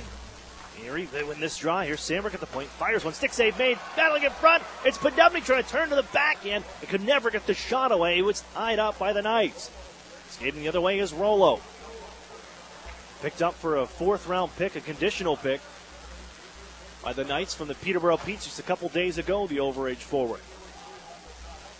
Sandbrook back at his own end now. Gives to Mitch Byrne, and on left wing side for Garrett Podubny. Waits, and he'll find Carson Edwardson off his skate. The near side smashes Golden into the corner, but the puck freed up, and it's Rollo going the other way. Militic, poke checked by Byrne, but puck loose on the neutral ice. Thomas comes in right wing side with it. Angles it down low. Militic, late man coming in, trying to find Andrew Parrott, but that pass off the mark, and all the way back into London territory. Just under 8 to go here. First period. Still looking for a game's first goal. These teams used to they had no trouble finding goals in that playoff series last year. As Ryan Martin holds on back behind his own net. 3 in white. Looks on. Gives left side. Jack Duff. Returning to the Otters lineup last night after the 2-game suspension. He was served for the slew footing call in Ottawa a couple weeks ago. Patrick Fellows on the dump in inside London Territory. Comes out the Duff. He winds up. Big slap shot. Rebound in front. After it's Fellows, and Coy again covers up. Now Jack Duff had a shift last night that got 4 shots on goal on Anthony Dumont-Bouchard of the Kitchener Rangers. And that 4th shot eventually created the rebound that Kyle Maksimovic drew the Otters within 2 goals. Just wasn't enough. Erie drew within 1, a Joe Max first OHL goal. As the Knights back the other way, a try from Nelson off the mark. And here comes Erie. Cade Robinson charging back the other way. Gets around one, fire, stick save made. In the air, swing and a miss from Maksimovic. And off goes London, the counterattack. They send it on in. Beating up the icing call is Nelson. Sent around to the near side. As the Otters get able to get back after the chance for Cade Robinson and Kyle Maksimovic. Lodnia corrals the puck and will march out from behind his own goal. Here comes Lodnia. Flip in and will head after his own chase. Able to take it away, stepping in front of Bouchard. Here's Maximovich, gives to Owen Hedrick at the blue line, winds up, slap shot, never made it on goal. Taylor Radish just on. Looking for Hedrick, center point area, fakes, gives near side, Wayman a blast, blockered away. Coy in the rebound, gathered by Taylor Radish. At the circles, here's Wayman again, right side. Throw it in front, off his skate. Now Maximovich and Hedrick, and on the forecheck will find it. Twirling in the far side corner. Dragged behind the net, Owen Hedrick, the defender on the forecheck. Waits and waits and waits, trying to tuck it towards the front. Bounce through the crease, and it's grabbed by Nelson and floated down to Erie ice. No icing as it ended the period here. That thing just died. And back is Wayman. 5:50 to play in this first period. Erie bringing it on right now. Give it in front. Here's a chance. Garrett Podubny onto the forehand, just sends it wide. And off go the Knights. It's Max Jones' turn. Inside out. Wrist shot snapped wide. Right out in front. Kick save by Timpano. Regula to the blue line. Pass off the mark, and Golden has to back up. They're offside. Sent back on for Jones, left wing, on a nice pass from Regula. Now Carbonera follows up to the corner. Shoved by Hedrick. Continues onto the far side. Adrian Carbonera, brought in from the Barrie Colts last year. As Cliff Pooh on now. Able to take over from the corner. Looking for Jones back behind the net. Uses that body, trying to dish out to the front. Off his stick, and Gurney will flip it up to the line and out. Chipped back in, but they're offside, and off go the Knights. They will change as Erie makes moves out towards center ice. It's Christian Gurney. He'll do it himself. Skip it off the goaltender. Covered by Coy. No rebound.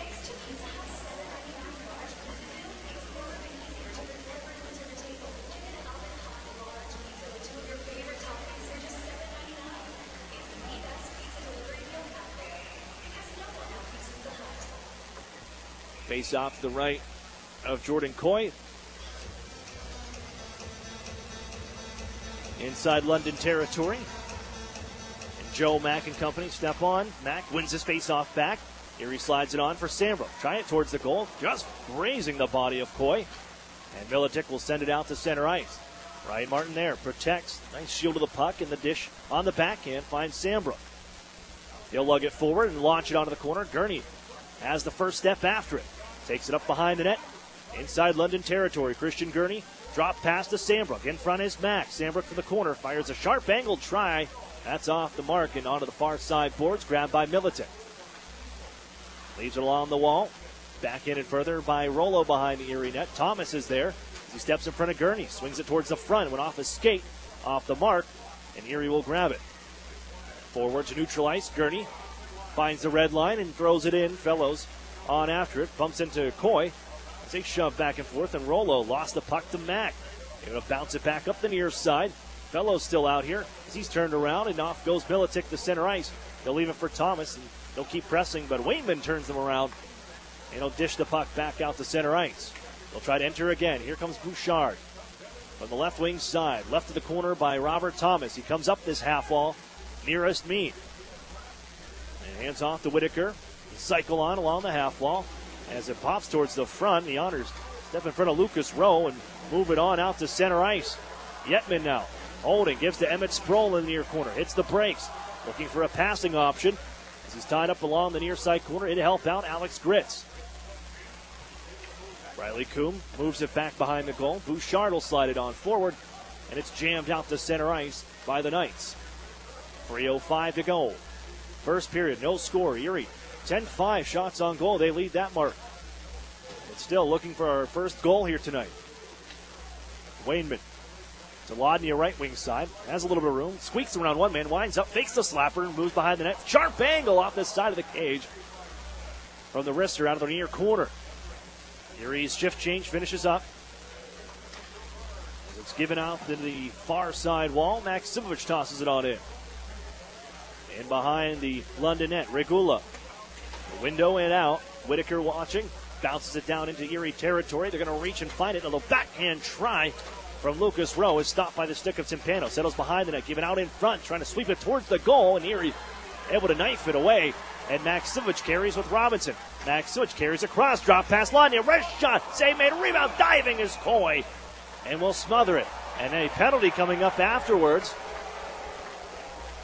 And I believe Lodnia is going to be the one that goes. One extra whack on on Jordan Coy. And a slashing call made. That extra maneuver. Rowe came over and sat down, and now he's leaving the penalty box.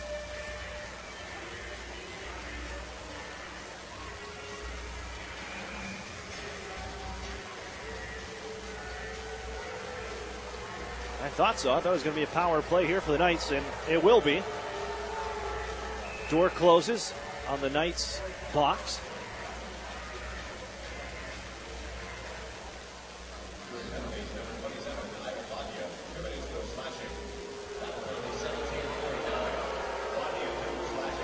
Lodnia sits for slashing, and the second power play on for the Knights here this evening. On that draw towards the front, Erie drills it out towards center, slowed down, and the Knights take over. They'll march from their own end. Robert Thomas turns on the Jets. Left wing side, the drop to Whitaker. Right back for Thomas out of the near side corner. We're in A this year. Miletic at the blue line. Hands off to Rollo at the circle. Down low, Whitaker slides it back up towards the far side wall. Tied up by Byrne. Carbonera able to shovel it back onto the blue line for Rollo. Here's Thomas on the right wing circle. Drags around Byrne. Nice move. Can't get the shot away. Bounces in front after the poke check. It'll come on to Miletic in the corner. Thomas onto the far side as he's hit and tied up by Mitch Byrne. Hedrick in to help out. He'll sweep it along the near side, and it will slide the length of the ice on the clearing attempt. Tyler Rollo. He's watched by Maximich. Takes the puck away. Maximich short-handed in on goal. Sambrook scores! Peffer needs new shorts. Jordan Sambrook short-handed, and the Otters take the lead 1-0.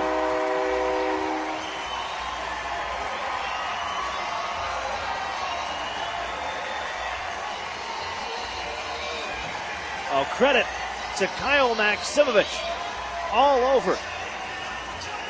The London Knights in the offensive zone kept pestering his way along the far side wall. Eventually took the puck away, and the Otters jumped on it.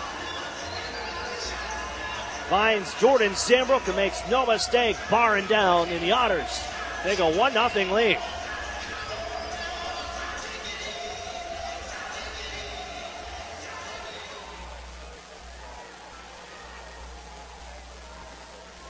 London still with the man advantage, but a short-handed goal for Erie to kick off the scoring. And they got it again. Here's Taylor Radish with Maximich. On his backside, they almost got it, but the Erie's again into the zone with a backhander from Radish. And Coy makes the save.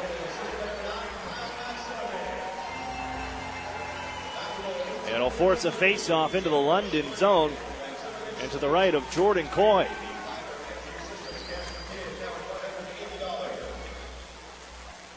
And Maximich on that play got planted on the far side boards by Cole Timken. On the short-handed try once again, and into the zone with Taylor Radish. The draw inside London territory here in the first period. Jordan Sambrook opens the scoring. London controls after the face-off. Along the near side, Alec Regula. He won a Clark Cup in the USHL with the Chicago Steel last year. And joining the London Knights here for the 17-18 campaign. Erie takes the puck on their own end and flipped on down ice. 10 seconds left in the Lodnia penalty.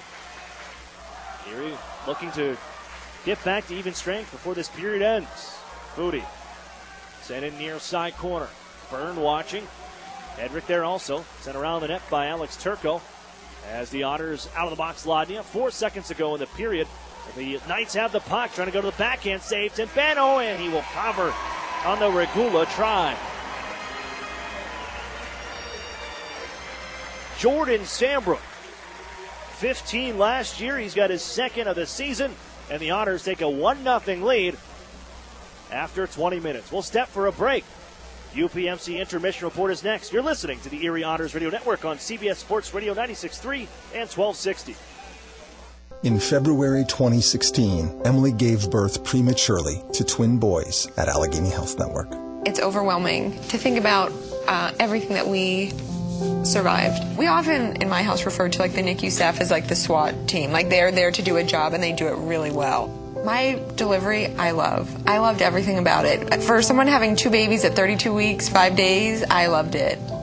I mean, we had bad days. We had really bad days. But I trusted the nurses, the doctors. I trusted them. In the beginning, everything is scary. And then now, at 1.5 years, we just do things that normal families do. 5 weeks later, Emily brought home her 2 healthy boys. Caring for all of her life, is living proof. St. Vincent Hospital of Allegheny Health Network. To learn more or schedule an appointment with a women's health expert, visit ahn.org/allofherlife. The Nissan Altima. It's now 30% off its manufacturer suggested retail price. This stylish car is a 2017 Top Safety Pick Plus, and it gets up to 39 miles per gallon. And it's 30% off its MSRP. Another amazing price is on the Nissan Versa. It's selling at its lowest price ever, only $11,990. Come see the Altima and Versa at Interstate Nissan, 1.5 miles south of I-90 on Route 19. There's 2 or more at each price. Altima HN 307132, Versa HL866268. Okay, John, shelves are stocked. So are the new Fast Play games from the Pennsylvania Lottery. Just pick your game, get your ticket, and see if you've won. Like Lucky You, with progressive top prizes. Yep. Winning's never been faster. Not faster than me clearing these shelves. Dude, I hope you're even faster at restocking. Yeah. Fast Play. Play fast, win instantly. The Pennsylvania Lottery. Players must be 18 or older. Please play responsibly. Benefits older Pennsylvanians every day. The new home of the Erie Otters. WRIE Erie. CBS Sports Radio 96.3 and 1260. Welcome back inside the UPMC Intermission Report. Aaron Cooney here, joined at this time by Erie Otters head coach Chris Hartsburg. And Chris, even though the team has seen a few losses here in this bit of a stretch, but there's got to be some encouraging signs along the way here that you've seen. And I guess most notably last night, even Kitchener in the third period, where it seems like the guys really found that game. But what have you seen from the team that's found them buying in and getting into the Otters hockey that they're molded to get to? Yeah, certainly it's a lot more positive right now than negative, and certainly the big negatives are our losses, but we're not trying to focus on that. I think the biggest thing for us right now is playing the right way and consistently playing the right way, and our third period was so evident at that. It was not that we played bad the first 2 periods. I thought we really took the game to them in the third and created because of it. And then, we gained some confidence after that, and I think it's important, again, we hold the positives in a higher light right now than the negatives. And want to look at that, and even towards the end of the game, and some of the shuffling of the lines. But is it important, or something that you're looking at now, to breaking up that top line with Kyle Maximich, Ivan Ladny, Taylor Radish in a move to kind of spread things around with the rest of the forward group? Yeah, for sure. I think, we tried it. I think that was the biggest thing, is I wanted to see if it had some success. And, we didn't see a whole lot of success out of that group 5-on-5, and that's kind of what we were looking for. So, we wanted to get some guys that played similar styles a little bit, with Podubny and Radish playing very similar styles, and Maxie and Lodz playing the same way. So now it's just finding the pieces that can maybe fit in with those 2 groups there. And our depth, it creates a little bit more of a matchup issue now, spreading it out for sure, and not allowing teams just to focus on one line to try to get them stopped. But in saying that, we've seen production from the MAC line, and that's been huge for us. Now we just got to get all 3 lines going up top, and our 4th line just got to continue to give us good minutes. Looking at the power play unit, which has kind of struggled a bit since going the first couple games with power play goals, but have you seen anything that may need changing even with the first unit? I know another shorthanded goal let up last night, 2 on the season, but there are times when it seems like this team they've moved the puck around, or the power play has moved the puck around so nicely, just hasn't been able to come up with a bounce to get them on the board. Yeah, I mean, the 2 power plays last night, and really the one wasn't much. I mean, we get scored on pretty much right away, and that was just cause of a turnover at our blue. And, I think in our second power play, I thought we did a good job retrieving pucks. I thought we did a good job of once we got into our spot and moving pucks around. Maxie gets a great look there in the slot and just squeaks through the goalie and misses the post, and then T gets another jam play on it and somehow it doesn't go back in the net. And that's kind of where we've been at right now. Even our last game against Kitchener here, we had two great looks right in front, and for some, I don't know how it stayed out, but that's kind of where we're at right now. As long as we're having good possession, build momentum off of it, and getting some chances. I mean, certainly we're getting opportunities, and I think I'd be, a little bit more concerned had we not been getting opportunities on our power play. But it's close to clicking here. Consistently, we just got to keep up with what we've made successful, and that's moving pucks quick and allowing our seams to be there. And I think the one thing we do need to do more of is shoot the puck. Even with that, you have outshot all of your opponents except for one game. Is it encouraging to see that, or do you want to see more shooting from the team, or more quality as opposed to quantity? I think we just got to do a better job getting to the net. I thought we saw that a lot in the third, where we're getting shots and we had bodies going there. And I think that's got to be our point of emphasis when we are shooting pucks. I want us to shoot as much as we can, but the idea of getting bodies going to those areas, that's where it's going to be, where a lot of goals are scored at all levels. And I think it's important to get in that mindset. And certainly we got in that attack mindset there last night when we had the puck on our stick. We weren't going to be denied the front of the net. Two teams coming into this one, both hungry. Obviously, I've seen the Knights have struggled out of the gate. They've got some players back on their side as well.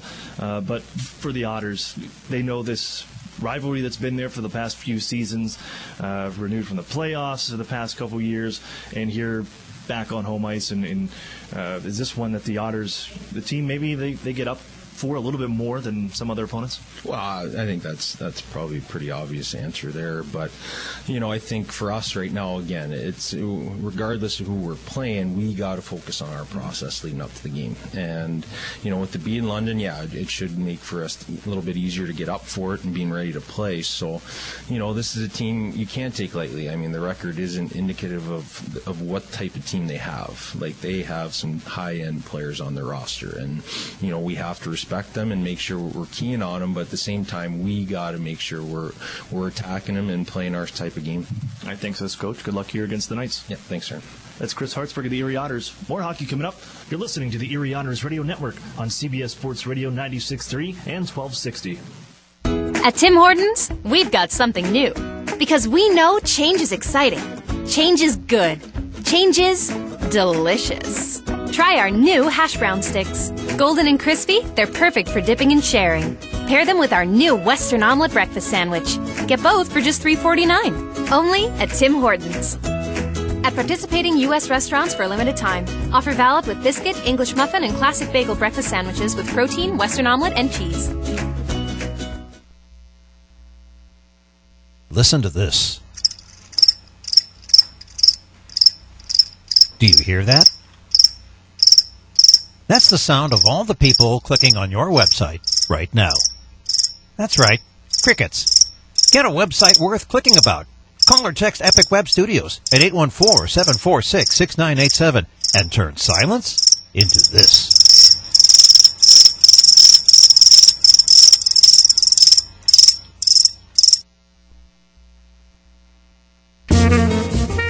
The Sheraton and Courtyard Erie Bayfront Hotels are proud sponsors of the Erie Otters. Join them for their pregame and postgame celebration at the award-winning Bayfront Grill or the brand-new Shoreline Grill, located just minutes away from all the action. Let them help you fuel up for the high-energy game with their extensive menus and craft brew selections. You oughter be dining with the best. The Sheraton Erie Bayfront Grill and Courtyard by Marriott. Okay, you about ready to get your first treatment? Yes, Doctor. Joanne is fighting her cancer with radiation. She's also fighting it with big data. Wait till you see how easy this is. You're going to do great. The Highmark Cancer Collaborative works with oncologists like Joanne's to provide the latest data on proven treatment options, giving Joanne the plan she needs to win. Creating new standards in cancer care is living proof. Highmark Blue Cross Blue Shield together with Allegheny Health Network. Visit highmarklivingproof.com to learn more. The new home of the Erie Otters, WRIE Erie, CBS Sports Radio 96.3 and 1260.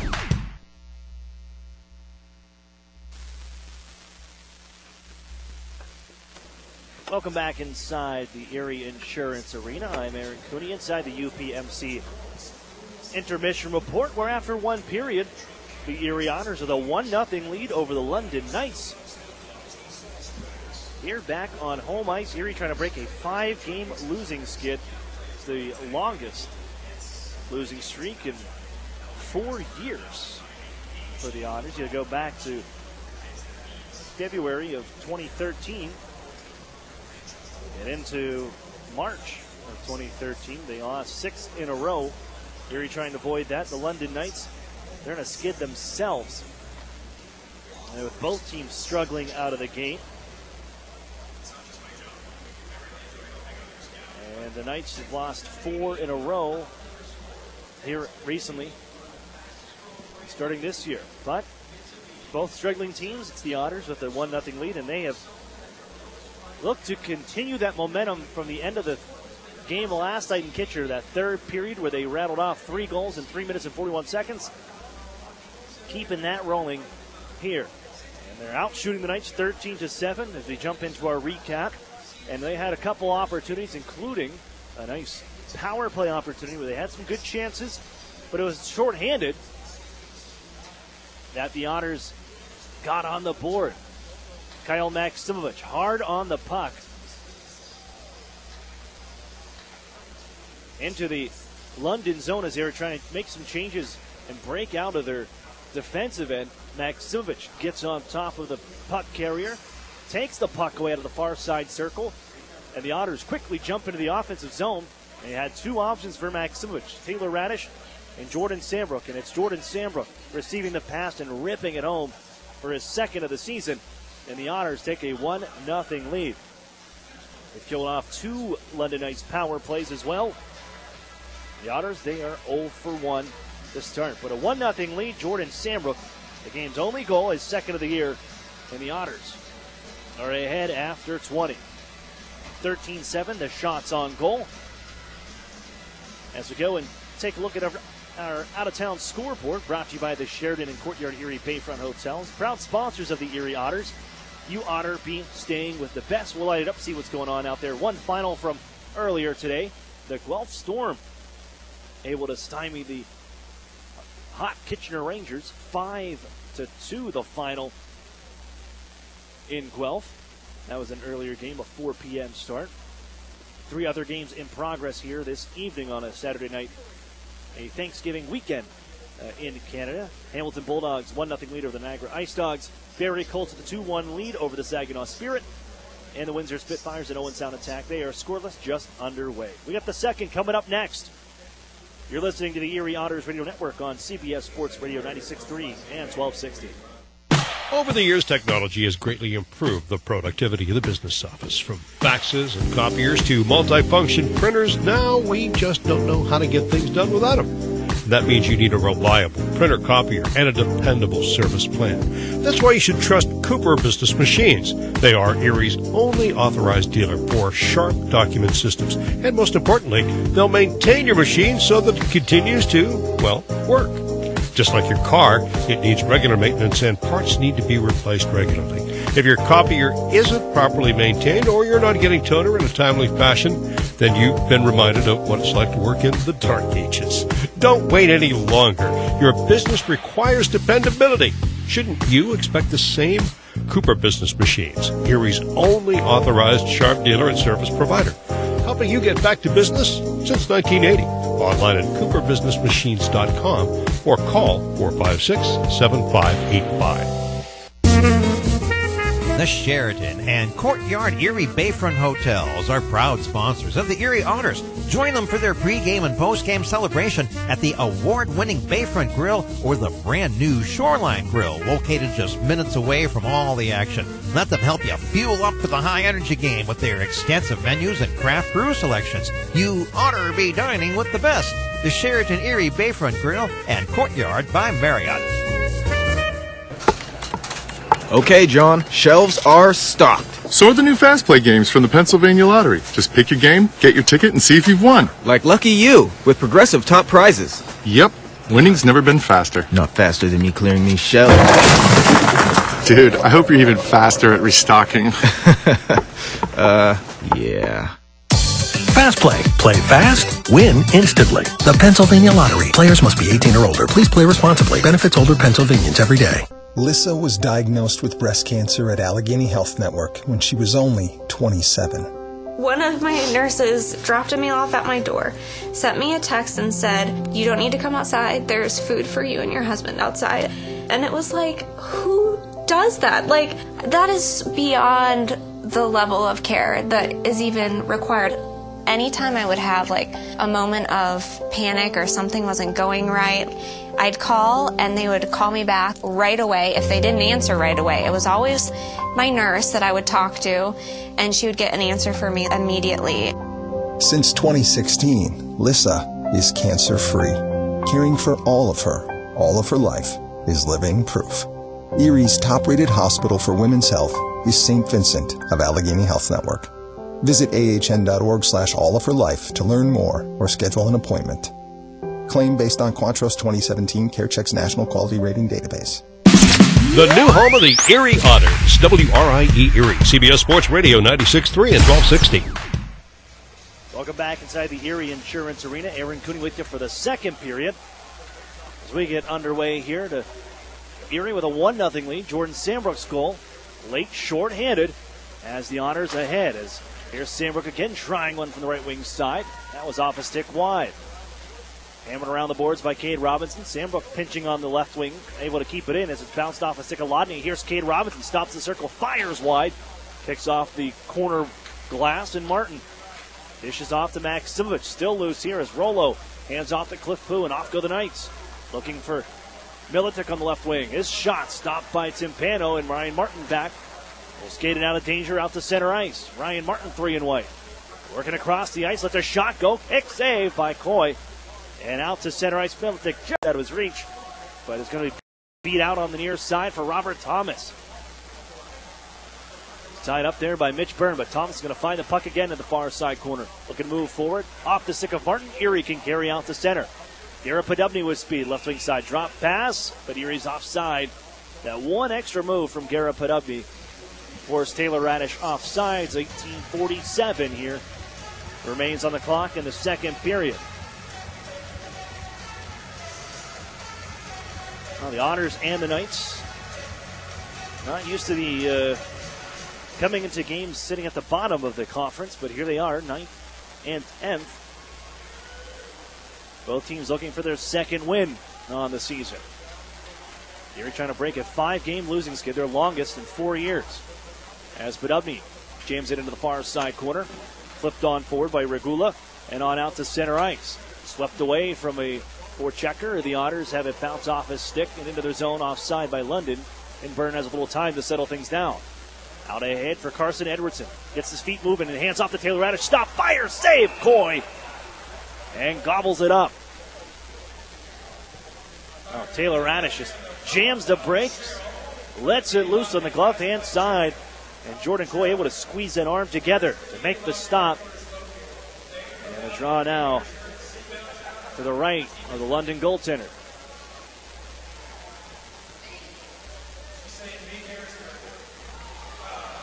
There's bounce around. Quick try, Gurney sends it just high. Mack back after it as we get the action as Gurney shoved down to the ice by Andrew Parrott. Puck does get out to center into the Erie zone, diving one of the London Knights, and Erie just quickly shrugs it away. That was Wayman. He holds now 20 in white. The Otters in their new threads, these white jerseys with that script logo, similar to the Golds. As Joe Mack after it behind the London net. Poked it on the side of the cage. Everybody whacking at it to get it off the side of the cage and off that skirt. And the whistle will sound. We getting a penalty here? Yes, we are. Cole Timkins coming off. An elbowing call.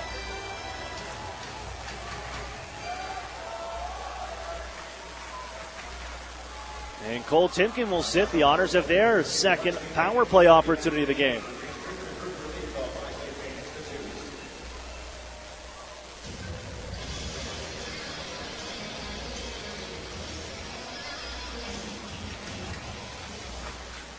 The Otters control. Give on near side. Radish, he's open. Fires, glove save, rebound, bouncing in front. And Cliff Poe had to take it off of his stick, but the Otters put it off escape. Bounces out to neutral ice. Dragged back in by Maximovic. Poke checked at the line by Thomas, and they come quickly after Kyle Maximovic. As Erie sends it in offside, they're going to tag up. Drilled back on towards center. Hedrick tied up by Cliff Pooh. Still Hedrick. Excuse me, that's Tyler Rollo who's bothering the Otters down in their own end. And finally, Erie can slow things down. Maximovic gives and then quickly spun to center for Podubny. Feed it around the horn for Lodnia. Try to come up the wall. Bounce it on for Owen Hedrick. To Lodnia again. Shuffled into the corner. Garrett Podubny is there. Bouchard stays with them. Thomas poked it. Comes loose and off goes Militic for the Knights. Short-handed here. Left wing side. Wrist shot. Skips off the glove of Timpano from long range. But the Otters got the stop. Militic holds again. Drifting out towards neutral ice. Hands off to Bouchard, and down the ice it goes. Bouchard, the lone standing defenseman from the Knights' playoff series against the Erie Otters. And Owen Hedrick carries the mail the other way. There's that turnover in junior hockey as y'all cyclically kind of changes in the standings. I think the OHL pretty wide open this year, and another clear for London. Will bounce it down the ice. Will be slowed down by Timpano. But the Knights still missing a couple key pieces. Well, Alex Formanton, he's making his NHL debut tonight with the Ottawa Senators. Second round pick of theirs. It's played into the Knights zone. Power play ticking down. 5 seconds left and flipped back out to center ice. That should do it on the Erie second chance. Jordan Sambrook, he'll barge right back in. One last try, trying to stick Ginnell around. Poked away from him, and they find Timken out at neutral ice. Gurney gets back as a defender for Erie as Timken sends it in 1-on-2. On down to the near side. At the corner, Byrne able to step in front of Timken and take the puck. Work onto the far side boards. In neutral ice, swung in by Jordan Sambrook. Fellows, his try. Block, comes out to Byrne. Another one sails wide from the blue line. It'll come to Sambrook. At the right point, Gurney, and then back for Sambrook. Gloves it down. He has the only goal. Skips it out for Edwardson. Backhand try, and it's kicked away by Coy. Gurney now for the near side wall. Flipped up in the air. Keeps in with the glove. Poked it towards the circle. It's grabbed by Golden. And on out to center. Skate here by Foodie. Off the stick of Timpano to the near side corner of Erie territory. And here's Sambrook to take over from Byrne. Sprung forward for Carson Edwardson as the Otters exit quickly. Countering down left wing side. Edwardson drop pass. Fellows. Man in front. They drive the goal. Max sends it just off the mark. Here's a try for Martin. Down into the corner now. The Otters defender. Throw it towards the front off a few skates. And off wide. And Max Jones will carry it the other side. Down the left wing circle. Watched by Owen Hedrick. Trying to bounce it on. Man just on. Quick shot. Sails high off the blade of Whitaker. Emmett Sproul to Gritz. And in down deep. Did he get the line? No, he did not. It'll be an icing call to the Otters with 14-14 to go here. Second period. 1-0. The Otters have the lead.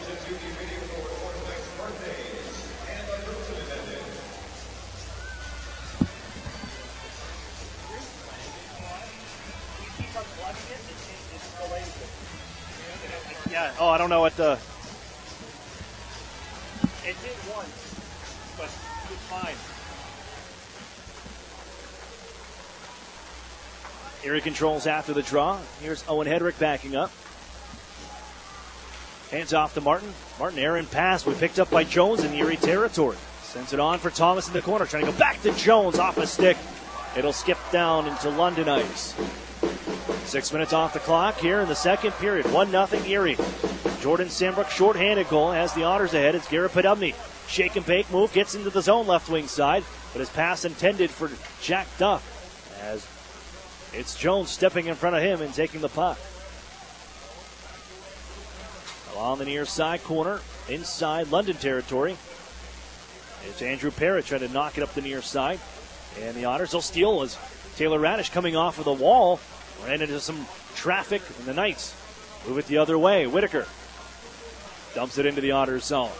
Washed by Josh Wayman and Jack Duff. Fed up for Cliff Pooh, trying to go just behind on the pass. Picked up by Regula instead. Fires a shot, deflected just off the mark by Carbonera. Played out to the blue line. Regula holds on. Waits, fires another one that's off a stick high. Carbonera back to it behind the goal. Drops it off and still behind the Otters net. Nice shake and bake move again by Lodnia this time. They create some space for himself, and they find Wayman on towards neutral ice. Up off the backhand here of Lodnia. He'll retrieve the puck in the near corner. Lost an edge down. Ended up down along the ice, and the Otters find it again out at center and throw it in. Slowed down by Coy and allow his defense to take over. Slid on far side wall. Looking to move forward. It's Pooh. Through two and open ice on the left wing side. They find Carbonera back for Pooh in the circle. Drop it off. Save made by Timpano. On a beautiful try for Josh Nelson. Carbonera giving in cross. Erie got a stick on it. Cliff Pooh is open on that far circle. As the Knights starting to put on the pressure here. But they cough the puck up at neutral ice. Robinson into the zone. Sends it in down low. Joe Mack picking up his first OHL goal just last night. Looking for Robinson along the near side boards. Taken by London, and they skate out to center ice. On left wing side, Militic. The man in front, Golden. They bounce it out to the blue line area. A shot from Fallowfield off the mark. Along the near side half wall. Fed further by Rollo. Man behind the net is Militic. Watched by Byrne. He'll come up to the far side, protecting on the back end. And then sweep it down low behind the Erie goal. Rollo tries the near side. His man coming in. Fallowfield shanks the shot. It's loose in front. And Militic puts it in. His first of the season just returned Thursday from the Wilkes-Barre Scranton Penguins. And Militic ties it up at 1.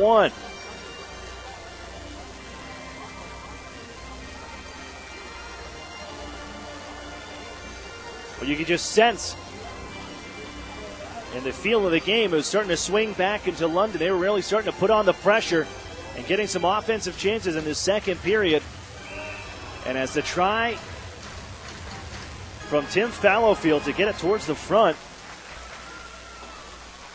and get a shot on goal, it was blocked and bounced around in front, picked up on the other side of Timpano, and make it a 1-1 game. Fallowfield will get his first OHL point in the free agent signing of these London Knights. As the Otters back after it in the offensive zone. Gritz was looking for the puck. But it's cleared out towards center ice, and Ryan Martin turned around by Thomas. Look out, here's Thomas. Poke check by Hedrick just in front. And the Otters kind of slide it up the near side. Gritz took a stick up high and drew a penalty. And it'll be Robert Thomas. They got the stick up high on Alex Gritz in the near side corner. And the Otters, chance to reclaim the lead. A power play coming up. 10:56 to go, second period. And the power play 0 for 2. Just 18th in the league, 12%. Going 3 for 25 this season.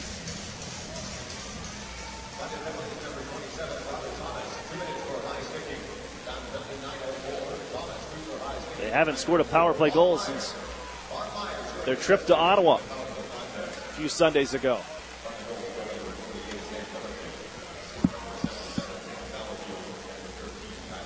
Here come the Otters to center ice. Maximovich skated in left wing, gives to Garrett Podubny on the drop. He'll move down the half wall towards the corner. Poked by Bouchard, able to recover, flips it to himself in this near side corner again. As one of the Knights one's tumbling down and along the wall. Taylor Radish reaches in, 3 Knights, and Erie plays it up the near side wall, trying to reach in. Hedrick will keep as he feeds it around the horn. Going to be grabbed by Coombe and sent up the wall, or up the middle of the ice and out, where it's picked up by Max Jones. Has Cliff Pooh in tow. Jones trying to power his way to the front.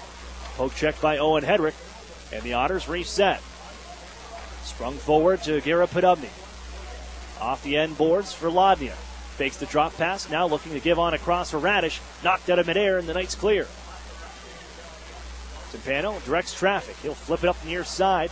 Bounced around out of midair. Podubny settles it down, and Erie comes into the zone. Looking for Taylor Radish. That's intercepted. Up the wall, not out. Podubny flings one onto the far side corner. Erie's trying to set up shop here and also make changes at the same time. Nice move by Gurney. Get down towards the corner where he's tied up. Byrne jumps in to help out. As he throws it back behind the net. Gurney able to get there. Centers, and it's going to come to Militic, and he will clear. 25 seconds left with the power play for Erie.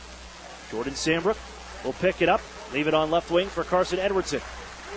Runs into Regula, but fires the puck in. Fellows off the wall. Gives to Christian Gurney. Time taken down to the man advantage. Erie setting up shop here. Here's Mitch Byrne from the right wing circle. Has a room and a step. Lets a shot go. Save Coy. And the rebound sent back into a sprawling Coy by Christian Gurney. WRIE Erie and W242CU Erie, CBS Sports Radio 96.3 and 1260, sponsored by Bianchi Honda, voted Erie's best for auto sales and service. 7 seconds left on the Robert Thomas high sticking call. We sit in a tie hockey game, 1-1. Militic from Fallowfield and Rollo at 8:29 of the second. We're all tied at 1. Erie with Fellows, Mack, and Gurney. They win the draw back to Mitch Byrne. Sambrook calling for it. Gets it. It's a one-timer go. Blocked by Rollo. Out of the box is Thomas for even. Sambrook, it's another one fly. That's off the mark. Byrne will keep in for Mack. Patrick Fellows now as he's tied up by Bouchard. Mack shoved there by Cliff Pooh and keeps it coming as Mack giving towards the front looking for Gurney. And it's poked away. Mack going to find it again on the near side circle. The Sambrook wrist shot just wide. Thomas shields the puck and holds it along the far side boards. Stepping in front of Christian Gurney. Gets out of that pile-up and skates it away, handing off to Rollo. Gives right back to Thomas. Drops it off, but offside of the Knights. On the play, the whistle sounds with 8:23 to go, second period. The London Knights even things up. We're all tied at 1 from the Erie Insurance Arena.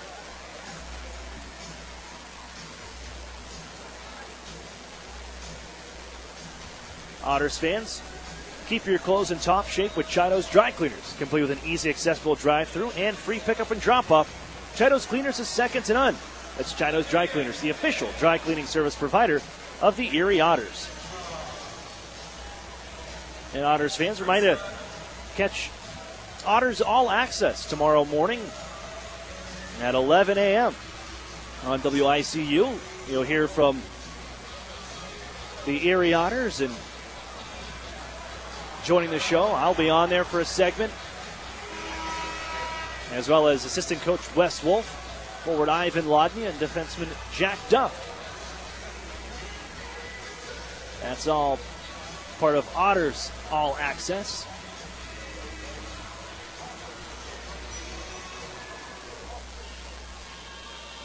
Sunday mornings at 11 a.m.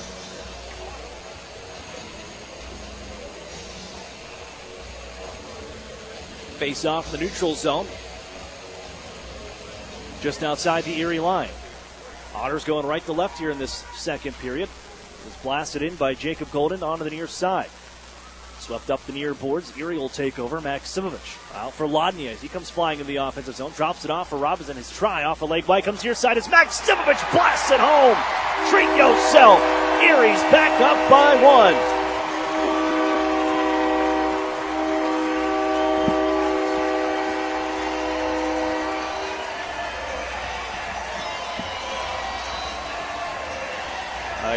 Erie taking the puck from their own end, breaking out. And as Lodnia feeds on for Robinson, right wing side.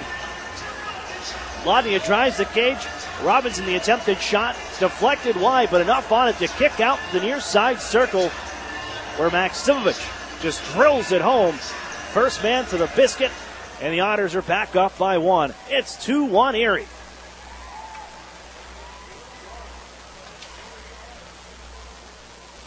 And the Otters looking to get back on the winning side here on home ice. They only lost 4 games all regular season last year. 30 wins here at the Erie Insurance Arena. They dropped the opening one and looking to get back on track as Gurney's try. Patted away by Coy. Given down low for Mack. Poked around to the near circle. Fellows on after it. It's jarred up the near side. Wayman tosses it back in. Erie offside. Tag up as Parrott holds. Leave it for Evan Bouchard. Draft eligible and one to watch the upcoming NHL draft. And also, according to Sam Cosentino in his power rankings, Evan Bouchard among the top OHLers to be grabbed come next summer. As Wayman stutter steps around one man, but the follow-up at the London zone is poked away, and a 3-on-1 coming up. Look out in front towards Stempano. Big save by 33. Robs Nelson in front. Tie up back behind the goal. Gurney knocks Nelson on top of the puck, and that puck was not moving. So we'll have a halt in action with 6:50 to go. The Erie Otters able to get that one right back as Kyle Maksimovic finds the kick out from the end boards, and the Otters take a 2-1 lead. Draw to the left of the Erie netminder. One back for Regula. The shot was blocked away by Timpano, and Sambrook smashed the boards by Militic, the goal scorer for London, but Erie able to make the move out to center. Carson Edwardson, chip and chase. Also after it, Taylor Radish. Edwardson swoops into the corner, reaching for it, put up the end to help out. Battle up towards the half wall. Along the far boards, knocked loose by Max Jones. He comes off with Militic. The near side wall enters the Otter zone. Rubbed out of the play by Ryan Martin as Carson Edwardson flips it on near side. High to body as Martin could not clear. Militic kept it alive. Pile up along the near side boards. Taken by Martin on the recovery. And flips it out to center.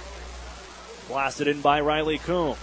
Bounced off a glove of Martin and back onto the near side corner. They hand off to Militic. Looking for Jones. Going to the front and knocked away.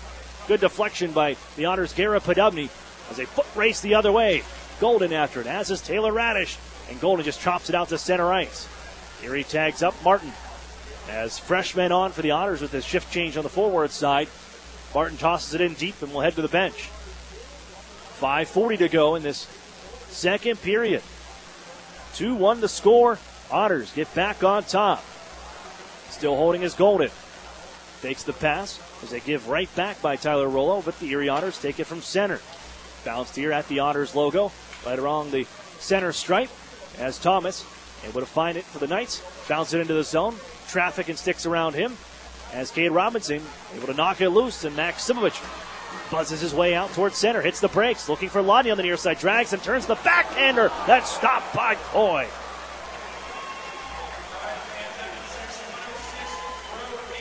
A quick counter by the Otters and a twirling backhand try from Ivan Lodnia.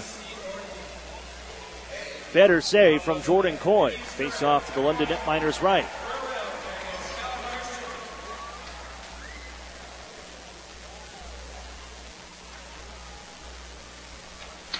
Parrott dishes in the drop back, and they just fired off the window out to center ice. Gathered by Whitaker, who sweeps it into Erie territory from center. Timpano out to play it. He'll rip around near side, around Cliff Boo, off the skate of Maksimovic, and he finds Lodnia in stride. Left wing into the zone. Erie with speed. Maksimovic play it towards the goal. Off a body. Nearly trickled back towards the net. But Bouchard able to keep it away. Erie steal here from Maksimovic. Tried to give over to Lodnia. That was knocked away and given back out towards center. Byrne bounces one along his own line. Cliff Boo corrals it. And sends it into the far corner. Erie territory. Watched by Mitch Byrne. Poke checked away. But it's followed up by Carbonera. Gives to the front. Whitaker just misses. He was shoved to the ice. And Erie speeds towards neutral ice. Dropping off the Mitch Byrne into the zone with a wrister. That was blocked. Byrne gives behind the net. Christian Gurney is there. Watched by Bouchard. Fellows after it as well, and Patrick Fellows will help out his line mate. As they give towards the blue line, it's intercepted. And off goes London Cliff Pooh. Left wing side for Whitaker. Dropped it off as he's rammed by Duff. Sent behind the Erie goaltender as Mitch Byrne will grab for the Otters. 2 and white, trying to stretch it out. Didn't get the Gurney, but the Otters tie it up at center ice, and Joe Mack brings it into the zone. On the near side circle, Bouchard able to knife it away from him. Corrals gives to Duff out at center, who floats it right back into the London zone to be slowed down. And the Knights try to break out. 3:40 to go here in the second. Erie Otters back up by 1. 2-1 on the Maksimovic goal. Cole Timken after it to the far corner. Watched by Wayman. Curls it down low, intercepted by Duff. He'll poke it on near side for Emmett Sproul, who skates out towards neutral ice. Fired in from center red. Yetman will chase. Coy to move it. As he's watched by Yetman. Gives near side. And after it's Alex Gritz on the tie-up. Skipped around him. And Liam Foodie can nudge it forward, but not out. Caught the linesman, went back in. Erie has to tag up. Regula On for Riley Coombe, looking left. Fired into the zone off the stick of Nelson, and he'll settle on near side corner. Timken tries to center. No one was there, aside from Alex Gritz. The Cranberry Township native here in Pennsylvania sends it out to center. Smoked from Chad Yetman, and the Knights take over. Timken flipped on right wing. Thomas offside, just a stride ahead, and allows Erie a free chance to pick it up, wait, and launch it out towards center, and Erie's going to be guilty of an icing call. That's unfortunate because he had all the time to make a play with how deep Jones and Thomas were offside, but the Otters end up icing the puck. Now some of that fourth line has to stay on. It'll be Gritz and Yetman. They're going to stay for the forward group. Edwardson was a lone man that could change. They win the face-off, a wrist shot from Militic. And it's gloved down and held by Tim Pano, and Erie can make this shift change. With 2:31 to go in this second period. Shots 23-14 in favor of the Otters. 10-7 in this frame alone. Face-off will be to the left of Troy Timpano.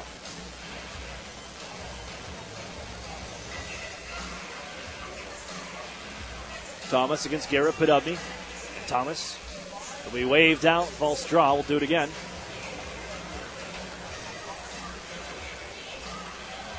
That'll bring in Sam Militic.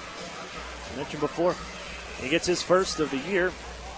Playing in his second game. Just returned Thursday to London from the Wilkes-Barre-Scranton Penguins. Erie coughs the puck up at their own line. Coming back in Militic, but it's knifed away. Recovering was Taylor Radish. Here's Taylor Radish. Darren Radish making his pro debut with Rockford Ice Hogs in the AHL. Battle down near side corner. Taylor Radish after it. Jammed up the near side by Jones. Pinching in was Jordan Sandbrook, but they nudge it around him. And it's coming into Erie territory. Flying after is Robert Thomas. Forcing the hand. Timpano comes out and plays it. As now here's Martin. Hit by Thomas. Able to recover and move it on. To be pushed forward by Edwardson out of the zone. Sent right back in by Bouchard. Timpano looking to move it across, but the whistle sounds. Puck played by a high stick, and the face-off will be in the Erie zone with 1:45 to go.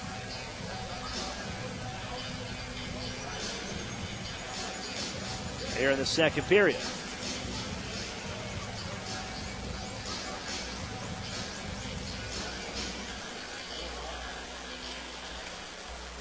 Draw played to the blue line by London. Bouchard sails one just wide. Cliff Pooh, after it settles on the side of the net, picks it up, moves it on near side, watched by Owen Hedrick.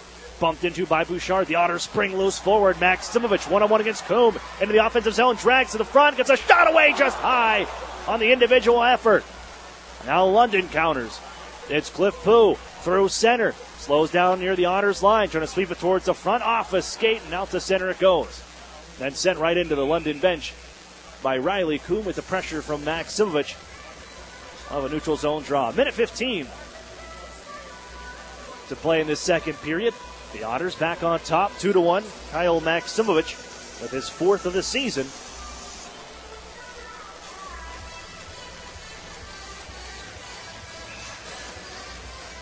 Draw from center here.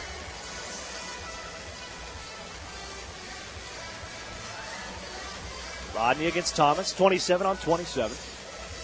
That's 22. All right, that's Joe Mack and his fellows. After the face-off, Joe Mack filling in here nicely at center for the Otters. And then Gurney, after the face-off win, drills it in from center red. Bounced off the body of Gurney. Bouchard runs him. Mack going to find the puck behind the London Knights goaltender as Fellows tries the far side wall.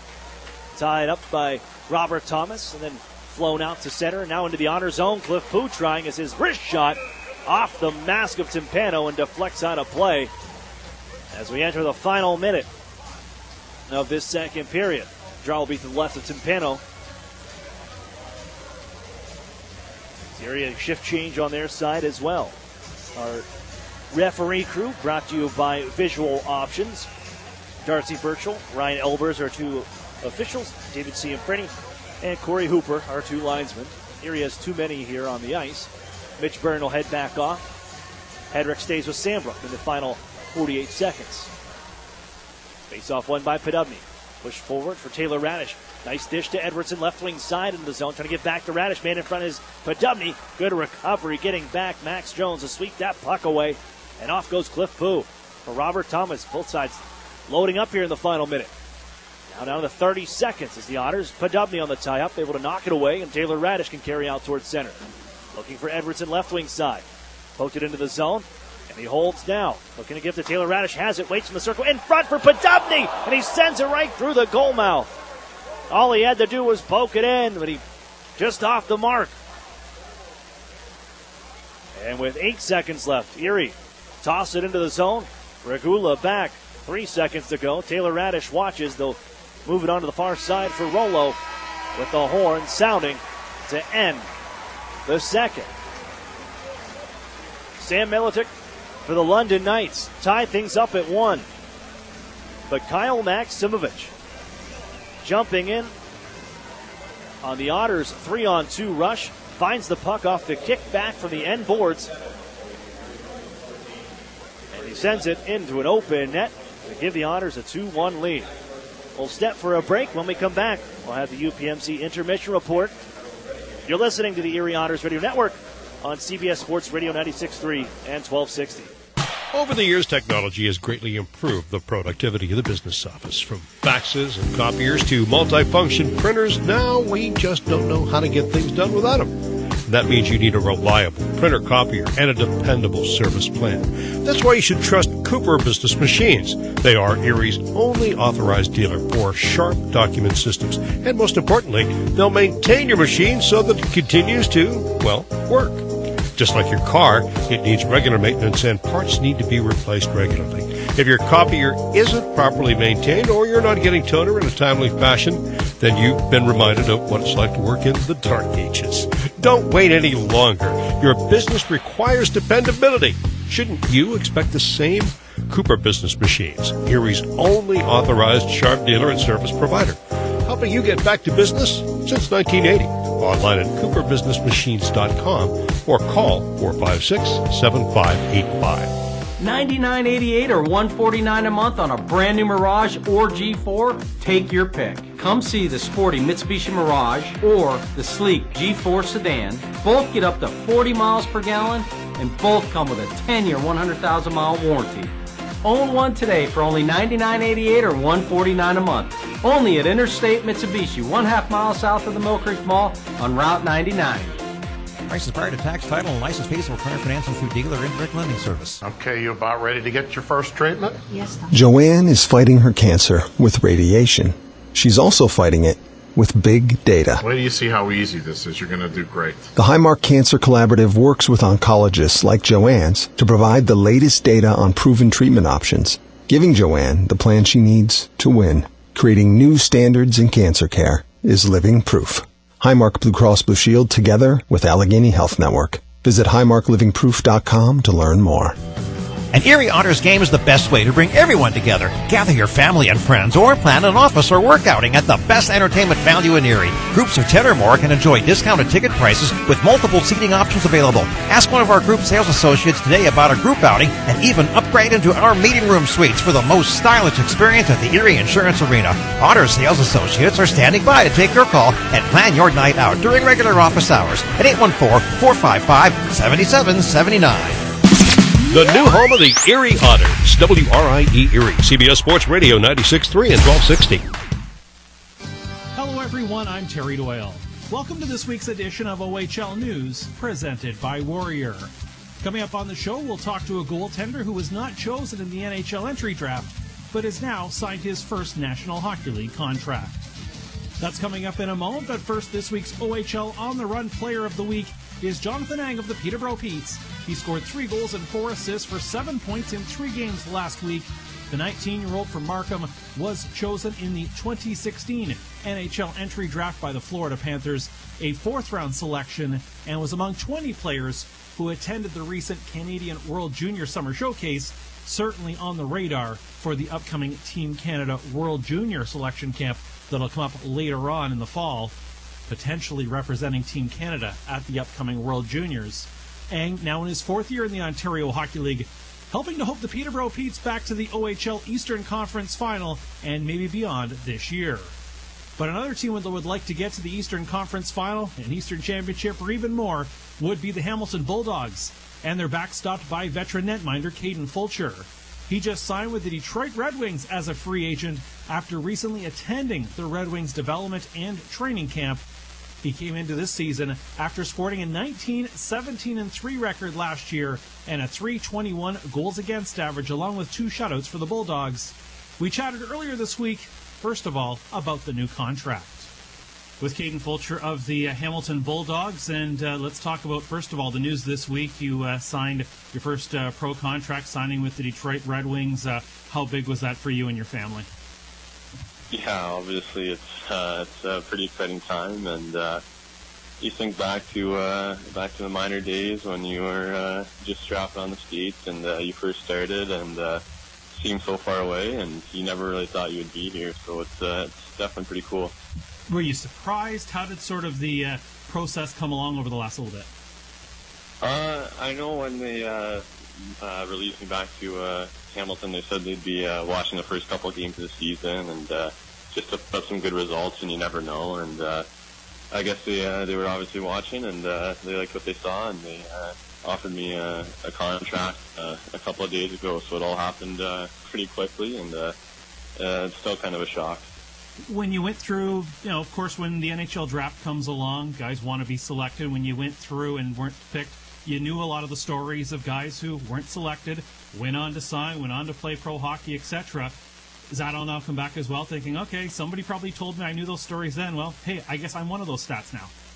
Yeah, it was definitely pretty tough, but all you had to do was watch the NHL playoffs, and you saw a guy called Frederick Gaudreau play, and I don't think he ever was drafted, and he scored a couple big goals for Nashville in the Stanley Cup Finals for him. So just watching that kind of provided some motivation definitely for the summer, and made you remember, look, it's you don't always have to get drafted to make it in.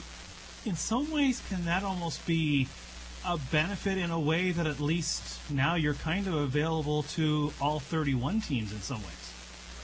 Yeah, for sure. Then you kind of get to have the option of where to go, and definitely I think the big thing was Detroit's probably the best fit for me, and I love the organization, and I'm just really happy they took a chance on me.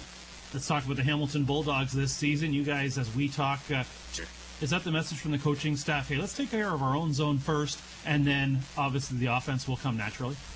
Yeah, for sure. That's been a big thing he's been saying is, our defense is unbelievable, and we might be only be scoring a couple goals a game right now, like only 1 or 2, but that's all right because we have a great defense right now, and trust me, the goals are going to come. So I think everybody believes in that in the locker room, and I think we're going to start putting up more goals. With guys coming back from various NHL training camps, and it's maybe a little different for a goaltender yourself, but as you see around the room and on the ice, take maybe a little bit for the guys just to get back gelled together after being at a different level for a couple weeks? Yeah, for sure. I think it was pretty tough for a bunch of us coming back to kind of get used to speed and playing with different guys, but the nice thing is that they're your teammates, so you obviously have that connection to the locker room, and eventually you take it out onto the ice. So it's definitely a bit of an adjustment, but I think we're meshing together well right now. I know it's early in the season, but are you guys expecting quite a battle going on in the division and the conference? Because sort of people looking ahead in their crystal ball, and even the way things have played out, it looks like it might be jumbled up a lot in the Eastern Conference this year. Yeah, for sure. I think everyone in our locker room wants to be the best team in the OHL this year, and for sure you got a bunch of other guys on every other team in the league thinking the same way. So I think the East is definitely going to be a battle this year, but I think we're ready for it. You're from an area not far from Sarnia. You play Thanksgiving Monday in Sarnia. It's got to be kind of a nice thing to head down there for holiday weekend. Hey, I know at the end of the day it's the Bulldogs. It's 2 points in that building, but I'm sure it's always nice to head back to the old stomping grounds. Yeah, for sure. I think it's going to be fun. Definitely seeing some of my friends, my family, and playing against some former teammates there. it's just going to be a fun game, I think, for sure. That was Hamilton Bulldogs goaltender Caden Fulcher. Here's a look at this week's CHL Top 10 rankings. The Victoria Tigre of the Quebec Major Junior Hockey League lead the way across the country. At number 2, it's the Owen Sound Attack. The OHL also represented at number 10 by the Sioux Greyhounds. An honorable mention this week to the Flint Firebirds. Don't forget you can check out all the latest happenings from around the Ontario Hockey League, including OHL current players and alumni suiting up in the National Hockey League. All that information and more available at OntarioHockeyLeague.com. That's going to do it for our show this week. You've been listening to OHL News presented by Warrior. I'm Terry Doyle. Thanks for joining us. You're listening to the Erie Otters Radio Network on CBS Sports Radio 96.3 and 1260. Interstate Mitsubishi is now selling the Outlander Sport for its lowest price ever, $16,988. That's almost $5,000 less than its original MSRP of $21,890. For just $16,988, you can own an Outlander Sport with a 10-year, 100,000-mile warranty, 7 airbags, and 18-inch alloy wheels. This is the best deal on a brand new CUV you'll find anywhere, and it's only at Interstate Mitsubishi, 1/2 mile south of the Mill Creek Mall on Route 99. Price and prior to tax, title, and license fees. An Erie landmark since 1953, Nunzi's Place serves generous portions of great food at reasonable prices. Family owned for almost 60 years, Nunzi's prepares the finest Italian cuisine in Erie. Come see why the Erie Times News said Nunzi's is known for food that tastes good. Nunzi's Place, located at 2330 East 38th Street near the Bayfront Connector. To call for reservations or place an order for takeout, call 825-2940. Nunzi's, known for Italian food that tastes good since 1953. Okay, you about ready to get your first treatment? Yes, Doctor. Joanne is fighting her cancer with radiation. She's also fighting it with big data. Wait till you see how easy this is. You're going to do great. The Highmark Cancer Collaborative works with oncologists like Joanne's to provide the latest data on proven treatment options, giving Joanne the plan she needs to win. Creating new standards in cancer care is living proof. Highmark Blue Cross Blue Shield together with Allegheny Health Network. Visit highmarklivingproof.com to learn more. Over the years, technology has greatly improved the productivity of the business office. From faxes and copiers to multifunction printers, now we just don't know how to get things done without them. That means you need a reliable printer copier and a dependable service plan. That's why you should trust Cooper Business Machines. They are Erie's only authorized dealer for sharp document systems. And most importantly, they'll maintain your machine so that it continues to, well, work.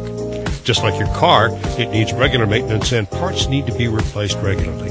If your copier isn't properly maintained or you're not getting toner in a timely fashion, then you've been reminded of what it's like to work in the dark ages. Don't wait any longer. Your business requires dependability. Shouldn't you expect the same? Cooper Business Machines, Erie's only authorized sharp dealer and service provider, helping you get back to business since 1980. Online at cooperbusinessmachines.com or call 456-7585. The new home of the Erie Otters, WRIE Erie, CBS Sports Radio 96.3 and 1260. Welcome back here inside the Erie Insurance Arena. 2 periods in the books, and the Otters with a 2-1 lead. Welcome back, everyone. I'm Aaron Cooney here inside the UPMC Intermission Report. We'll jump right into our recap and how we've got here so far. Back to the first period. The Otters, towards the end of that frame, killing off a penalty, and it's Kyle Maximovich in, just pestering the puck carriers, takes it away, and as he holds along the far side, Erie jumping in to the offensive zone, down a man, and it's Maximovich finding Jordan Sambrook from the right wing side, snaps it home for his second of the season, shorthanded. And the Otters, they got their shorthanded goal of the year. And they take a 1-0 lead in the first intermission. Head to the second.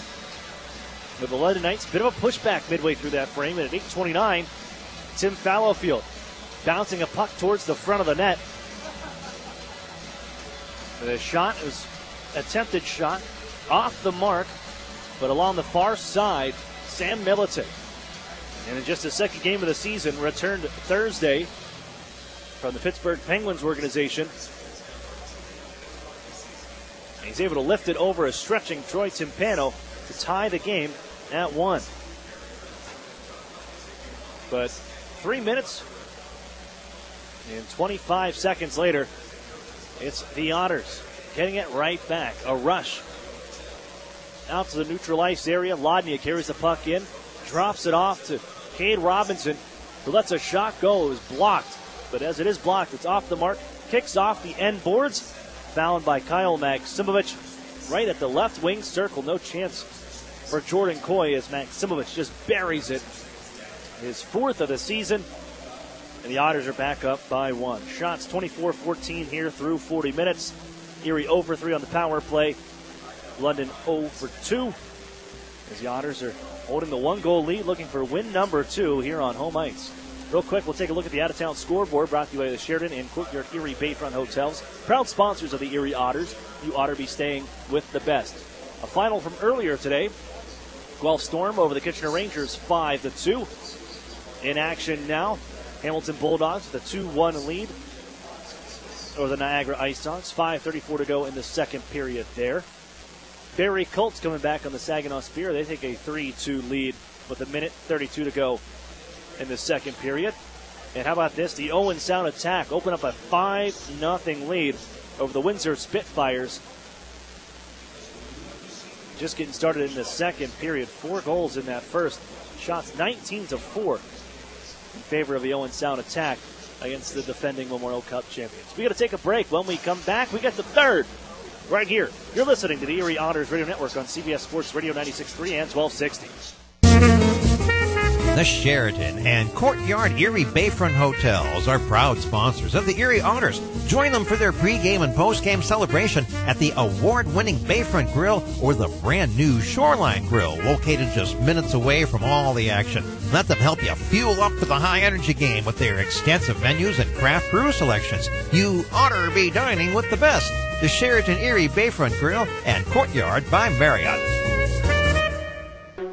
As more and more companies offer their employees a choice of health plans, more and more people are deciding UPMC Health Plan is the best choice. With affordable in-network access to UPMC and other doctors and hospitals in your community, plus award-winning customer service, it's no wonder UPMC Health Plan is the fastest-growing health plan in the region. So when your employer gives you a choice this year, make the choice more and more people are making. Choose the best. Choose UPMC Health Plan. Hi, this is Ed Rendell. I've got to admit that I was sort of a dinosaur when it came to using social media. But my son found Epic Web Studios, and we began working with them. And they've done an incredible job with us. They've significantly increased our followers on Twitter and Facebook. They make sure that we put up the right things. They capture every good thing that I've said or done on TV and get it out real quickly. And it's been just a revelation to me, and they've been tremendous to work with. Don't be a dinosaur. Call or text Epic Web Studios at 814-746-6987. At Tim Hortons, we've got something new. Because we know change is exciting. Change is good. Change is delicious. Try our new hash brown sticks. Golden and crispy, they're perfect for dipping and sharing. Pair them with our new Western Omelet Breakfast Sandwich. Get both for just $3.49. Only at Tim Hortons. At participating U.S. restaurants for a limited time. Offer valid with biscuit, English muffin, and classic bagel breakfast sandwiches with protein, Western omelet, and cheese. Okay, John, shelves are stocked. So are the new Fast Play games from the Pennsylvania Lottery. Just pick your game, get your ticket, and see if you've won. Like Lucky You, with progressive top prizes. Yep, winning's never been faster. Not faster than me clearing these shelves. Dude, I hope you're even faster at restocking. Yeah. Fast Play. Play fast, win instantly. The Pennsylvania Lottery. Players must be 18 or older. Please play responsibly. Benefits older Pennsylvanians every day. The new home of the Erie Otters. WRIE Erie. CBS Sports Radio 96.3 and 1260. Welcome back into the Erie Insurance Arena. Aaron Cooney here with you, set for the third period. The Otters holding to a 2-1 lead here over the London Knights. Trying to end a 5-game skid. Jordan Sambrook, Kyle Maksimovic for the Otters. Sam Militic, just a second game back on the board for the London Knights. Here's Erie moving out towards center ice. In possession here. Taylor Radish with a man towards the front as he shoots the puck instead. And sticked onto the near side corner by Jordan Coy. And picked up by Cliff Pooh. He goes in flight. Left wing side, drops it off. Big drive. Good save by Timpano on Max Jones.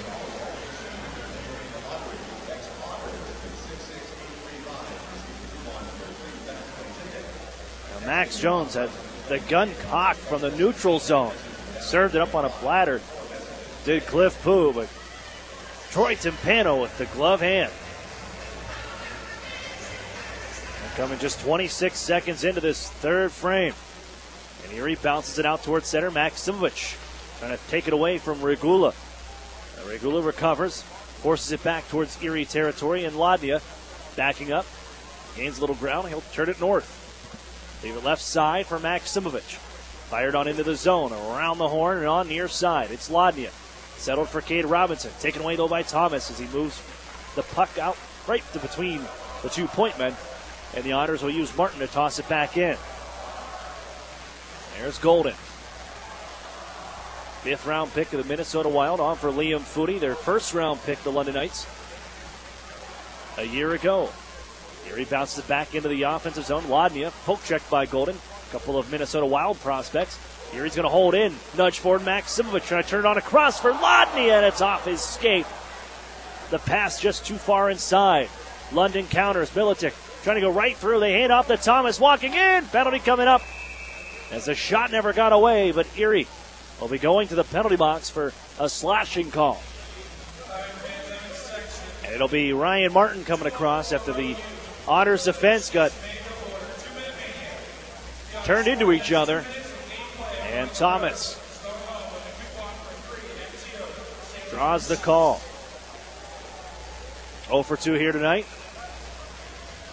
With the man advantage.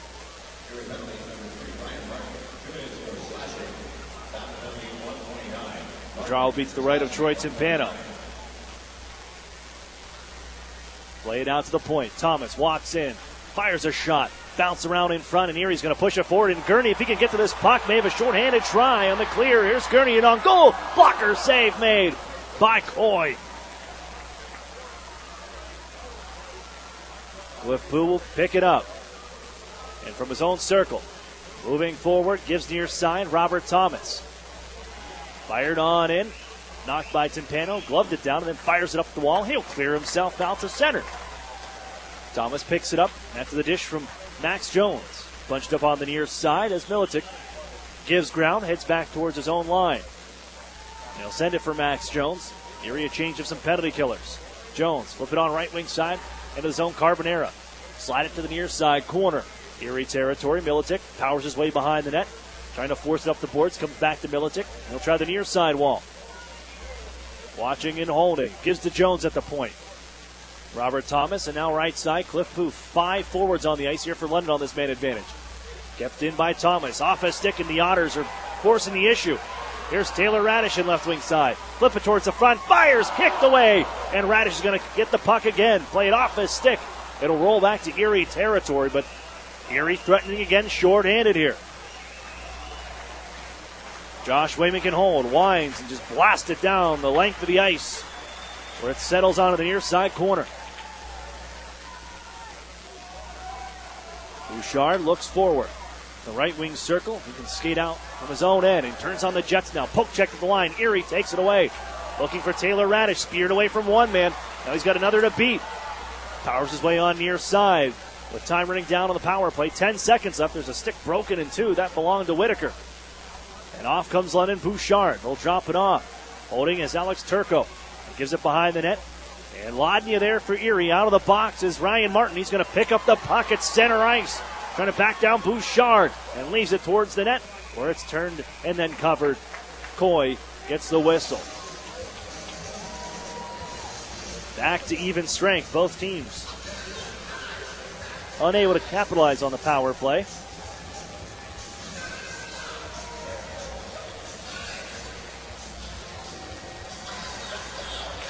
The draw will be to the right of the Knights' Coy. Erie won that draw, but stepping into it was Cole Timken, and he charges off the other way.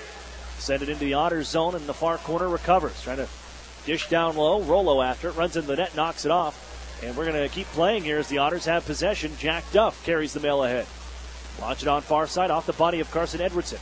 Turned around as the puck squirts back out towards center. Owen Hedrick takes over.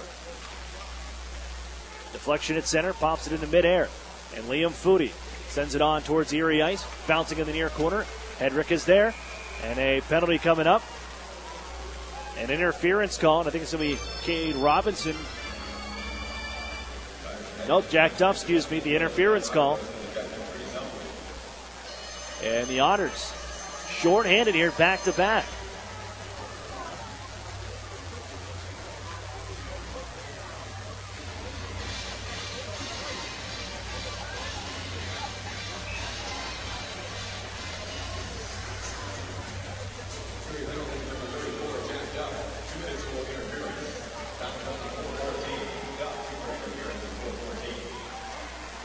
Holding in is Militic as we get back to action. The Knights at the power play again. Robert Thomas trying to find a combination that works here. Now you got Whitaker, Pooh, Militic, Bouchard. And just keeping in, it's Pooh looking to give across for Militic. Sandbrook will steal and angle it off the far side wall and down. Bouchard watched by Gurney. Forced out. Say hands off for Cliff Pooh and bounced on towards center. Thomas, cross ice, Militic into the Otters zone.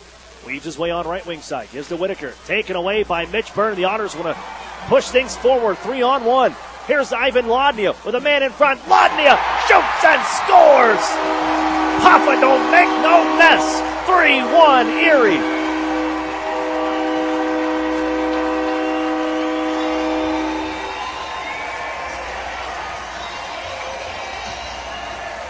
A second shorthanded goal for the Erie Otters.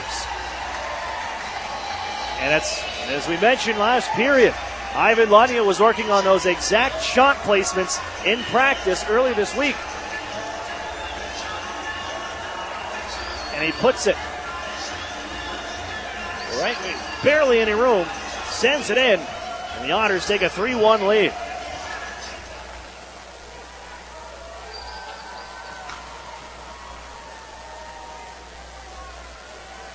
Still with the power play for a minute and 2 seconds.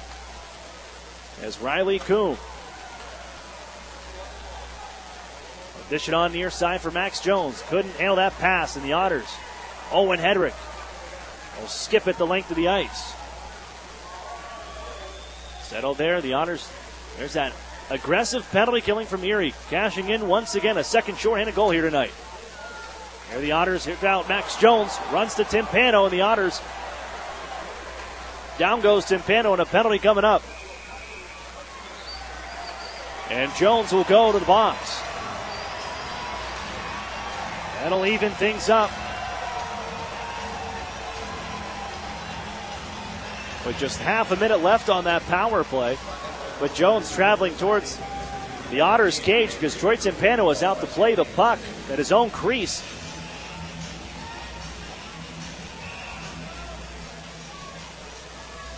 He'll head off. Slashing is the call.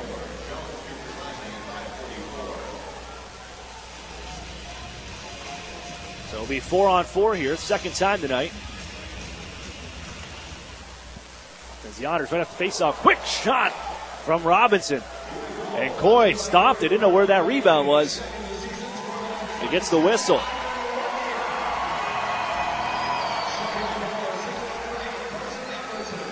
Edwardson will pick up an assist.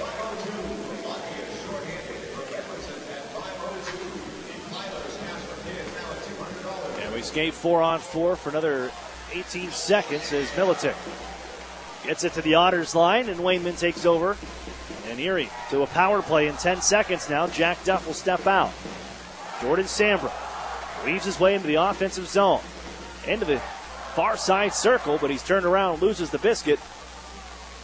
And Militic on to counters. Taken away by Maximovich. He'll get into the zone. Erie wants to set up shop here. Sandbrook, nice move. Cuts over to the far side with a dish.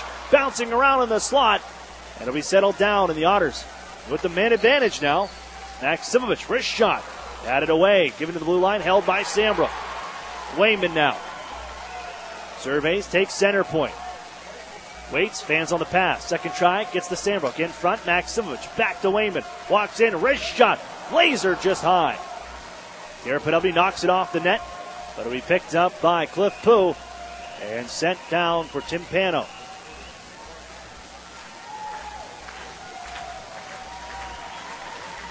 Here comes Owen Hedrick carrying the mail. The top power play unit now on for Erie. Lodnia, right wing side. Got a shorthanded goal already here tonight. Now Hedrick. Taylor Radish, left wing circle. Down low, Podubny. Skips off his stick. Lodnia gives towards the front. That bounces off a couple of gloves. Tied up was Kyle Maximovich, and it allows London to prod it on towards center. 22 seconds left. Owen Hedrick. Got a lane into the zone.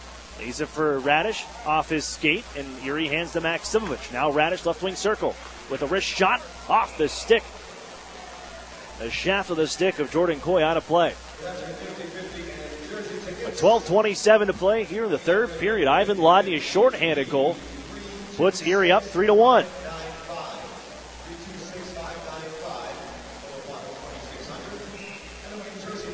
Still 12 seconds on the Max Jones minor for slashing. London wins this draw and fires it off the near side wall. Slowed down by Timpano. And they'll dish to Hedrick, and look out, this is a rolling puck back towards the Otters. For a second, their vacated net. But Timpano corrals it, gives the burn, and we're back to even strength. They look out, a play towards the front, and knocked off his skates was Christian Gurney. Thought he had a breakaway, but the Otters pick it back up on another steal. Fellows to Gurney, fires a shot high. Off the end glass, and away goes Cole Timken. This line continues to produce opportunities on the offensive side with Gurney, Mack, and Fellows. Burns sends it up the near wall, not out. Foodie keeps it, and it's sent all the way to the far side. Patrick Fellows is there, tied up, taken away as they slide it down to the front. Look out, diving is Gurney, and knifed it away before Foodie could get a shot away. Fellows will drag it in on right wing side, rubbed out by Golden, and Regula gives right back to his partner Golden. Skates on left side, flow towards the Otters zone, and getting there first, beating out the icing call is Militic. Martin trying to stay with him. Militic sends it on to the front off the stick of Thomas. Picked up near side, Cliff Pooh. 11:10 to play here in regulation time. Martin will find the puck. Played on far side, stepping up. Nice read from Bouchard. Sent to a vacant point near side. And open clear for the Otters. Parrott will find Bouchard. And he has his stick knocked right out of his hands by Taylor Radish. And Radish will go to the box for slashing. And Radish has a choice words there at center ice with skating by Bouchard. But a third power play chance.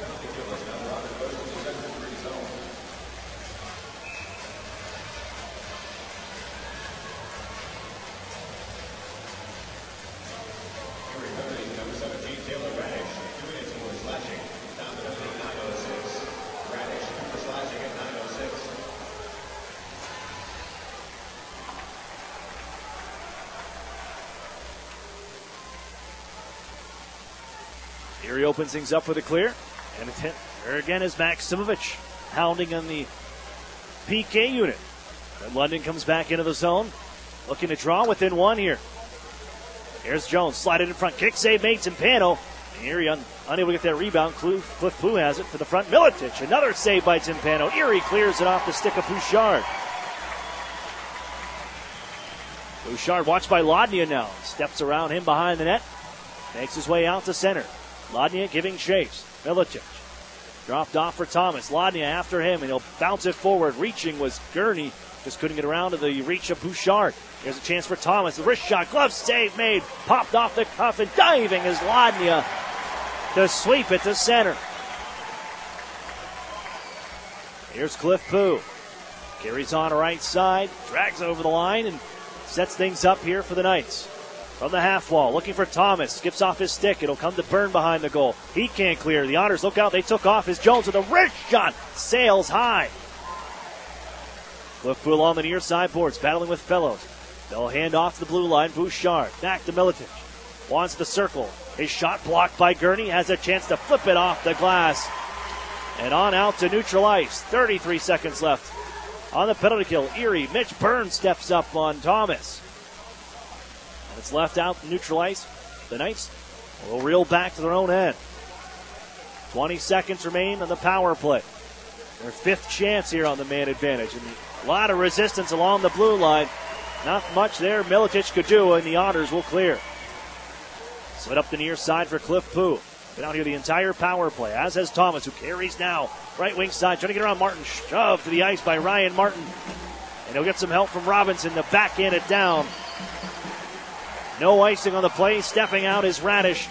Erie's killed it off. And Erie a steal behind the net. Edwardson looking to find a man. Podubny just on. And he scores. Garrett Podubny rips it past goaltender Coy. And the Otters are up 4-1.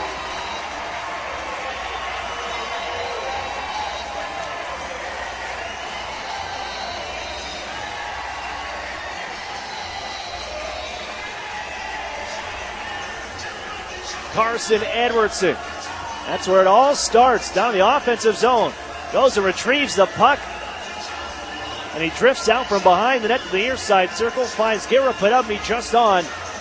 Rips it home, and the Otters are up by 3.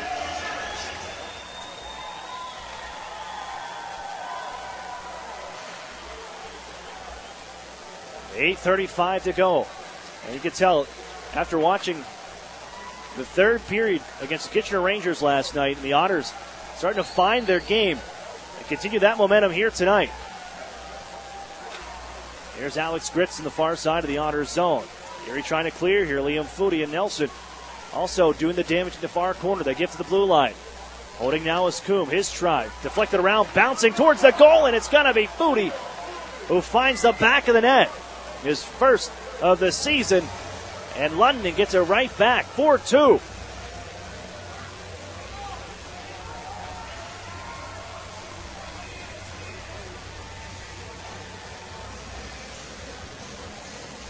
Well, Erie was scrambling a bit in their own end. In down low, and as Riley Coombe, holding from the blue line, skips that puck to the front. Lots of traffic. And it changed directions quite a few times before it's found by Liam Foudy and just whacks it through Troy Timpano. And it's a 2-goal game again. Lots of time to go still. 8:01 as the Otters fire towards Jordan Coy. He'll hold on. We'll have a whistle and a break. 4-2 Otters here from the Erie Insurance Arena.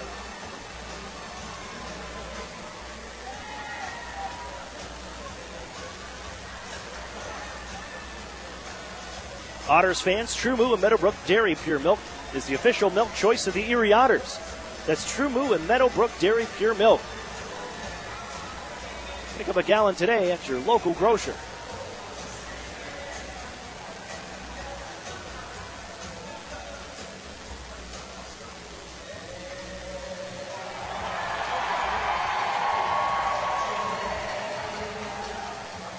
The in-house DJ just made a happy Erie Insurance Arena here tonight.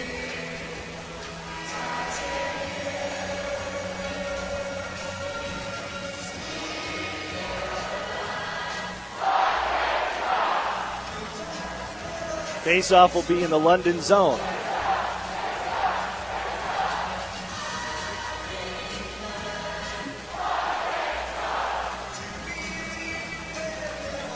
As Erie bounces one in the far corner, we get back to action. Sandbrook holds in, shot deflected in front. Gurney when Jordan Coy again holds on. Drocko into his left.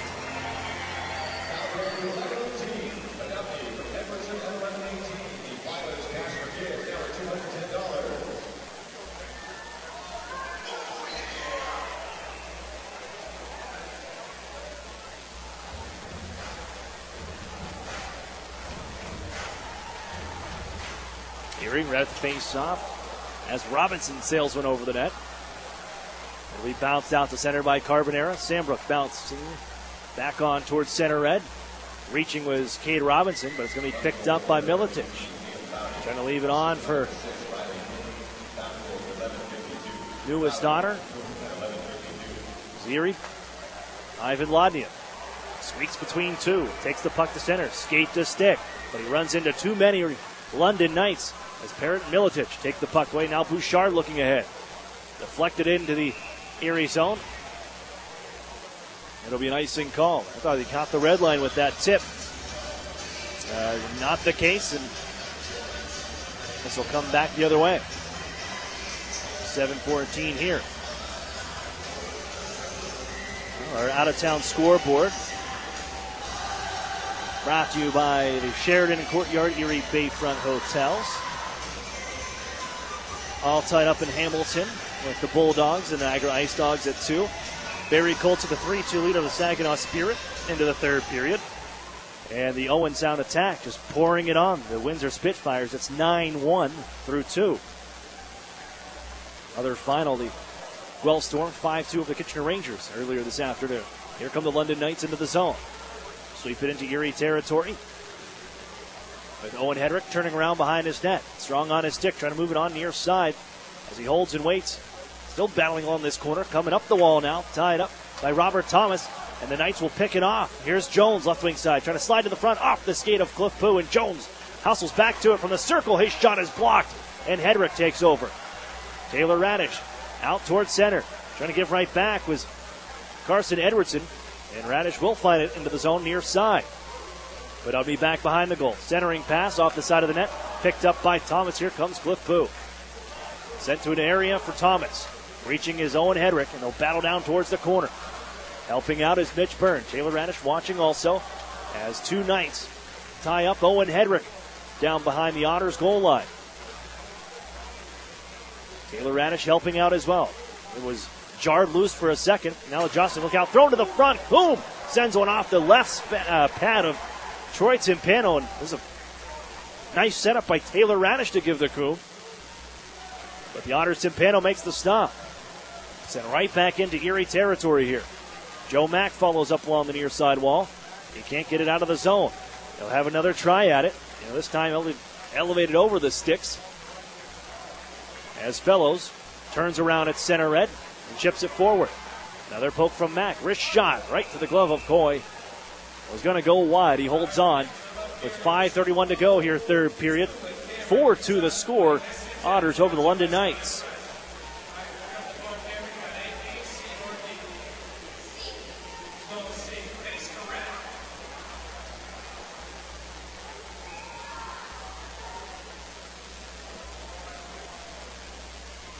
Sent on to the near side corner by Joe Mack. Fellows after it. Man in front, Gurney. He was roughed up by Parrott instead as London sends it out towards center. Jack Duff turns it around there. Parrott follows up. Bounces on the right wing near the Otters bench. Foodie just getting London within 2 here recently. Pass it back for Parrott. Now Bouchard left side. Out forward. On to the goaltender. Timpano, no icing. He'll sky this one back towards center. Fair caught by Bouchard, and he holds on. Angles it back up the near boards as the Otters' Josh Wayman from center red. Left it there to be tossed back in by Nelson. Maximovich holding at his own end. Bounces it towards the near side wall. Neutral ice. Robinson the chase. Timken. His play cut off by Josh Wayman, who brings it into the zone. He'll peel off. Looking to pass to Maximovich. Wrist shot. Glove save. Coy. And he'll flash the leather to hold on.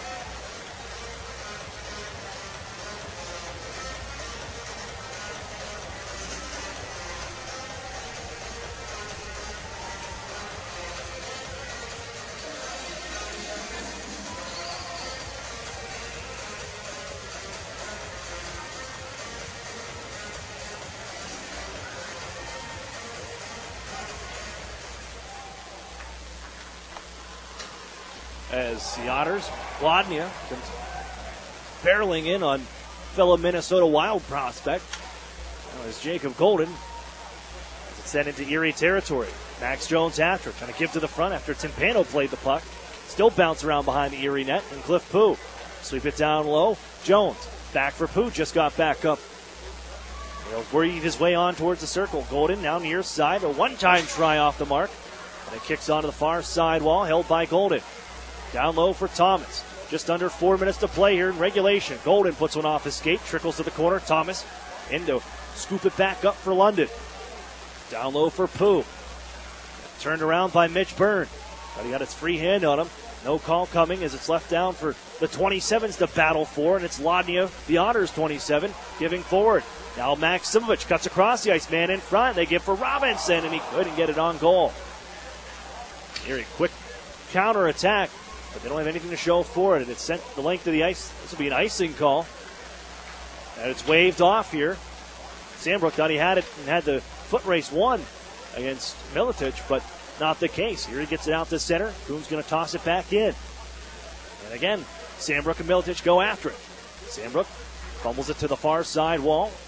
Edwardson trying to kick it loose, and he will so, and Taylor Radish charges out to center ice. Drifting right wing side. He'll carry in behind the goal now. Taylor Radish comes out to the circle, now out to the slot. Right wing circle. Radish all around the world, gives to the front, but Dubney puts it off the post and in. He's a certified G, and you can't teach that.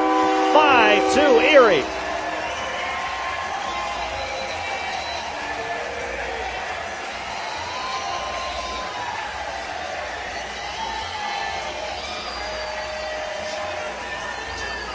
Taylor Radish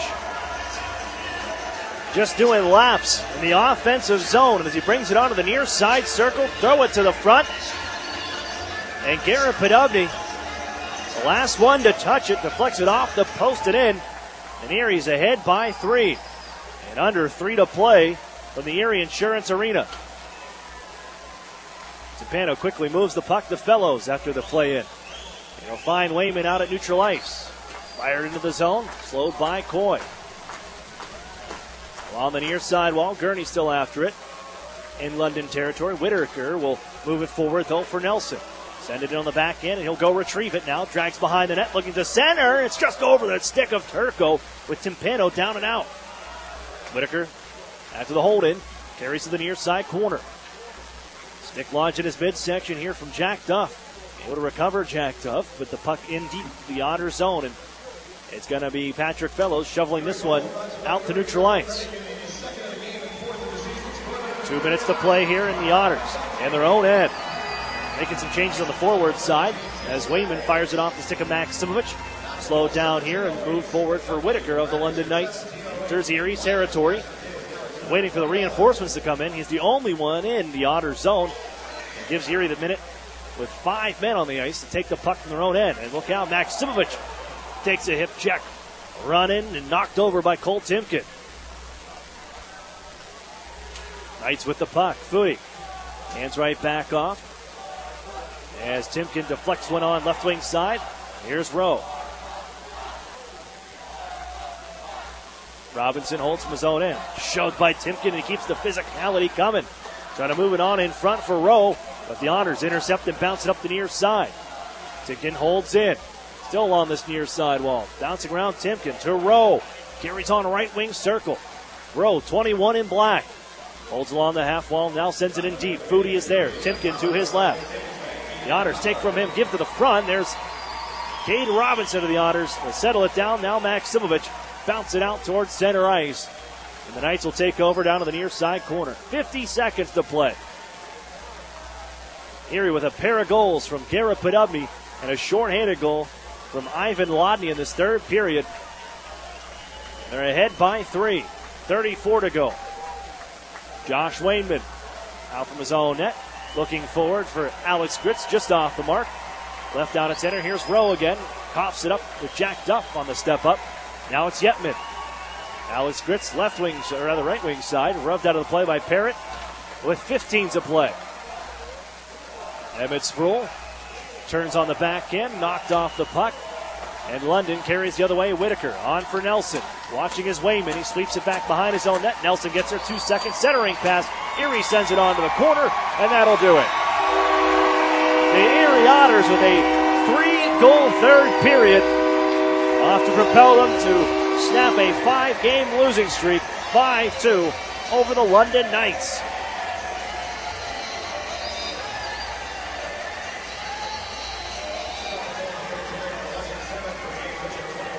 We will step for a break and wrap things up with the Otters post-game show after this.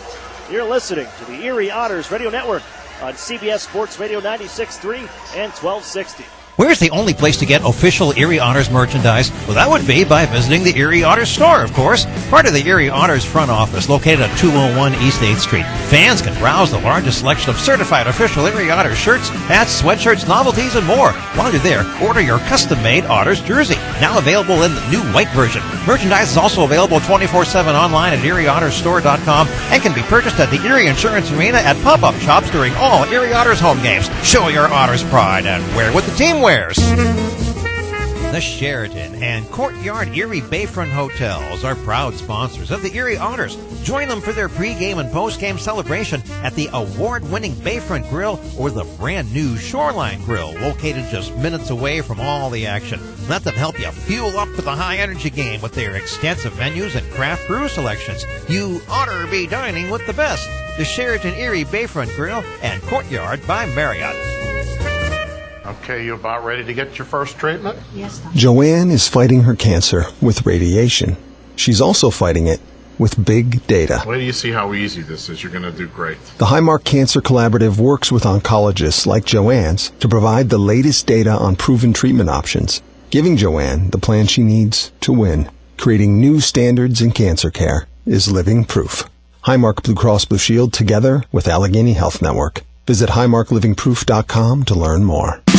The new home of the Erie Otters, WRIE Erie, CBS Sports Radio 96.3 and 1260.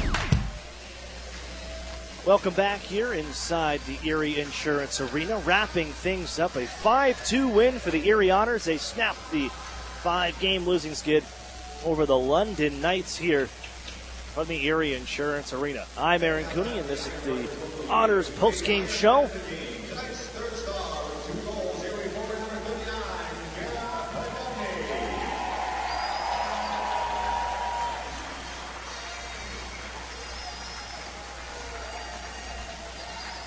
As the Otters, if you look at that momentum, at the end of the third period,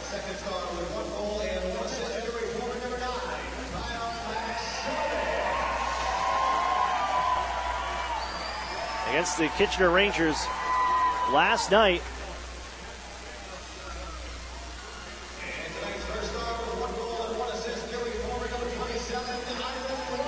picked up 3 goals in just under 4 minutes.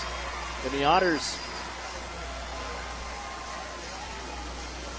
a comeback bid, just falling short last night against the Kitchener Rangers, but that was the look that the Otters were looking to get to and starting to find, and they carried that over here into tonight against the London Knights. They were all over London most of this game, 35 shots on goal.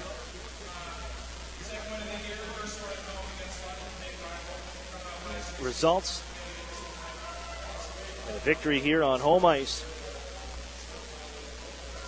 to snap the skid. The Otters, well, the Open Western Conference, and they'll enjoy this one here for tonight, and it's on to the road next week for a pair of games. We're coming back at home for the Niagara Ice Dogs. But looking at tonight, so we'll recap.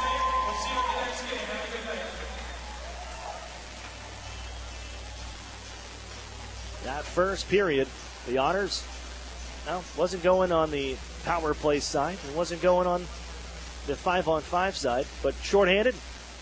Erie attacking puck handlers. And it's Kyle Maximovich taking the puck away from the puck carrier in the far side circle and then dishing it to an oncoming Jordan Sambrook, who jumps in. And the offensive side, and Sambrook just rips it for his second of the season. The Otters take a 1-0 lead. A shorthanded sally from Jordan Sambrook. The second period, London getting it back at 8:29. It's Sam Milicic. Returned just this past Thursday, from the Wilkes-Barre Scranton Penguins. And he gets his first of the season, just his second game, at 8:29. To tie the game at 1, but the Otters, they answered quickly. 3 minutes and 30 seconds later, and it's Kyle Maximovich to put the Otters back up 2-1.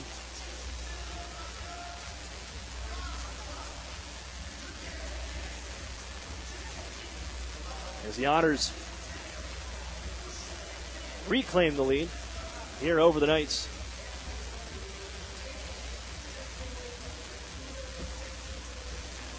And that'll carry into the second. The Otters again just continue to pour shots on. And we heard that chat with Chris Hartsburg during the intermission, how he does like shots on goal and wants to get more, and also wants to get more traffic into the goal. And I think the Otters, they're starting to do that, and the quality was going up and up, and you're going to see the traffic accumulate there in the third period, resulting in a couple more tallies for the Otters. As Erie already ahead 2-1, looking for more in the third. At 4:14, Ivan Lodnia, short-handed, coming to his own left wing side, fed by Carson Edwardson, just absolutely snipes this one from the left wing, put the Otters back up by 2.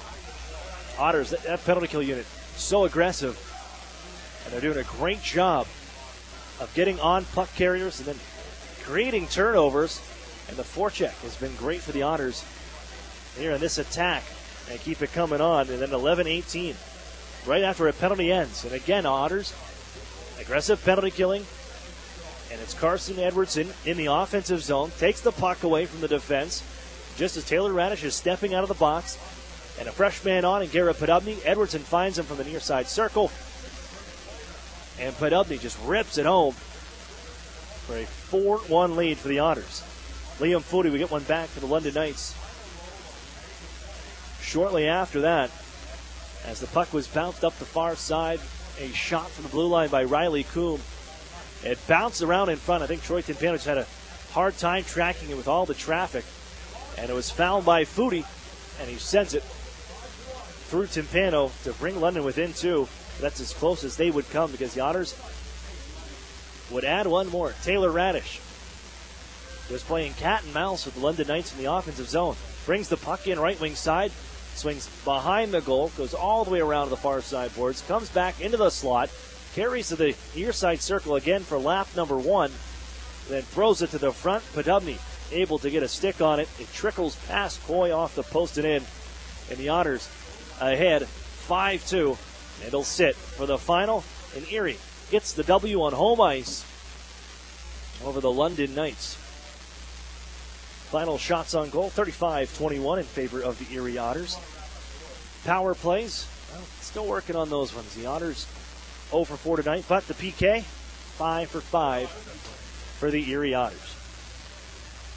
Look at tonight's Ironworkers local U number 3's Ironman of the game with tonight's 3 stars. Third star, number 39, Garrett Podubny, a pair of goals here tonight. He's third and fourth of the year. Second star, Kyle Maximovich. He picked up his 4th of the season back in the second period. And number 1 star, Ivan Lodnia, goal and an assist, the game-winning goal for the Otters early in that third period. 3,312 on attendance here at the Erie Insurance Arena on a beautiful October Saturday night,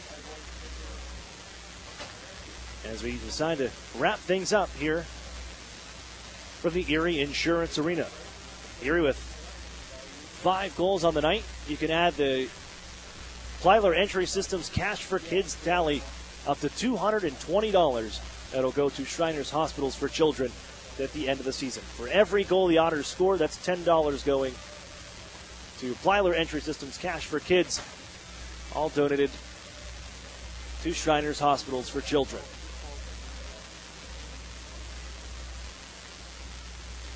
You can catch the Erie Otters tomorrow morning on WICU, 11 a.m. for Otters All Access.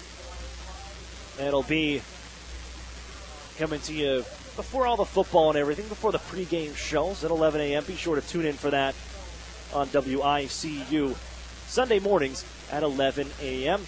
And the next edition of Otters Hour will come to you in 2 Wednesdays, October the 18th at 3 p.m. on your new home for Otters hockey, CBS Sports Radio 96.3 and 1260. Want to wrap things up here from the Erie Insurance Arena. We'll thank Nick Ritson back in studio pushing the buttons for us. I'm Aaron Cooney. Thanks for tuning in as we wrap things up here from the Erie Insurance Arena. The Otters get back on the winning track, 5-2 over the London Knights, as we say goodnight. And we'll talk to you next week. That'll be Wednesday. The Otters take to the road to the Owen Sound Attack at the Harry Lumley Bayshore Community Center. A 7 o'clock start, and then the following day in Barrie to take on the Colts at 7:30. So we'll talk to you next Wednesday at 6:45 for the first matchup, a Western Conference Final rematch with the Owen Sound Attack. I'm Aaron Cooney saying so long. Final score, Otters 5, Knights 2.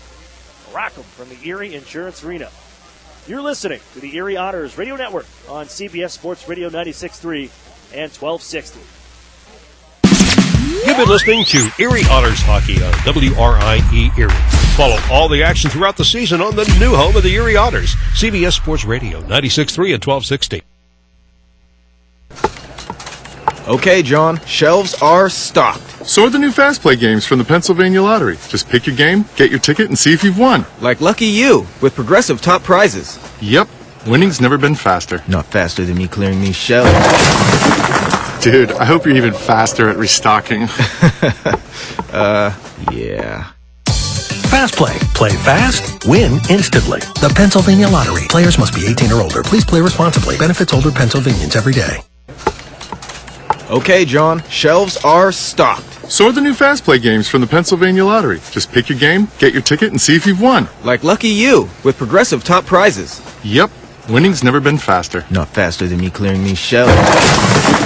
Dude, I hope you're even faster at restocking. Yeah. Fast Play. Play fast, win instantly. The Pennsylvania Lottery. Players must be 18 or older. Please play responsibly. Benefits older.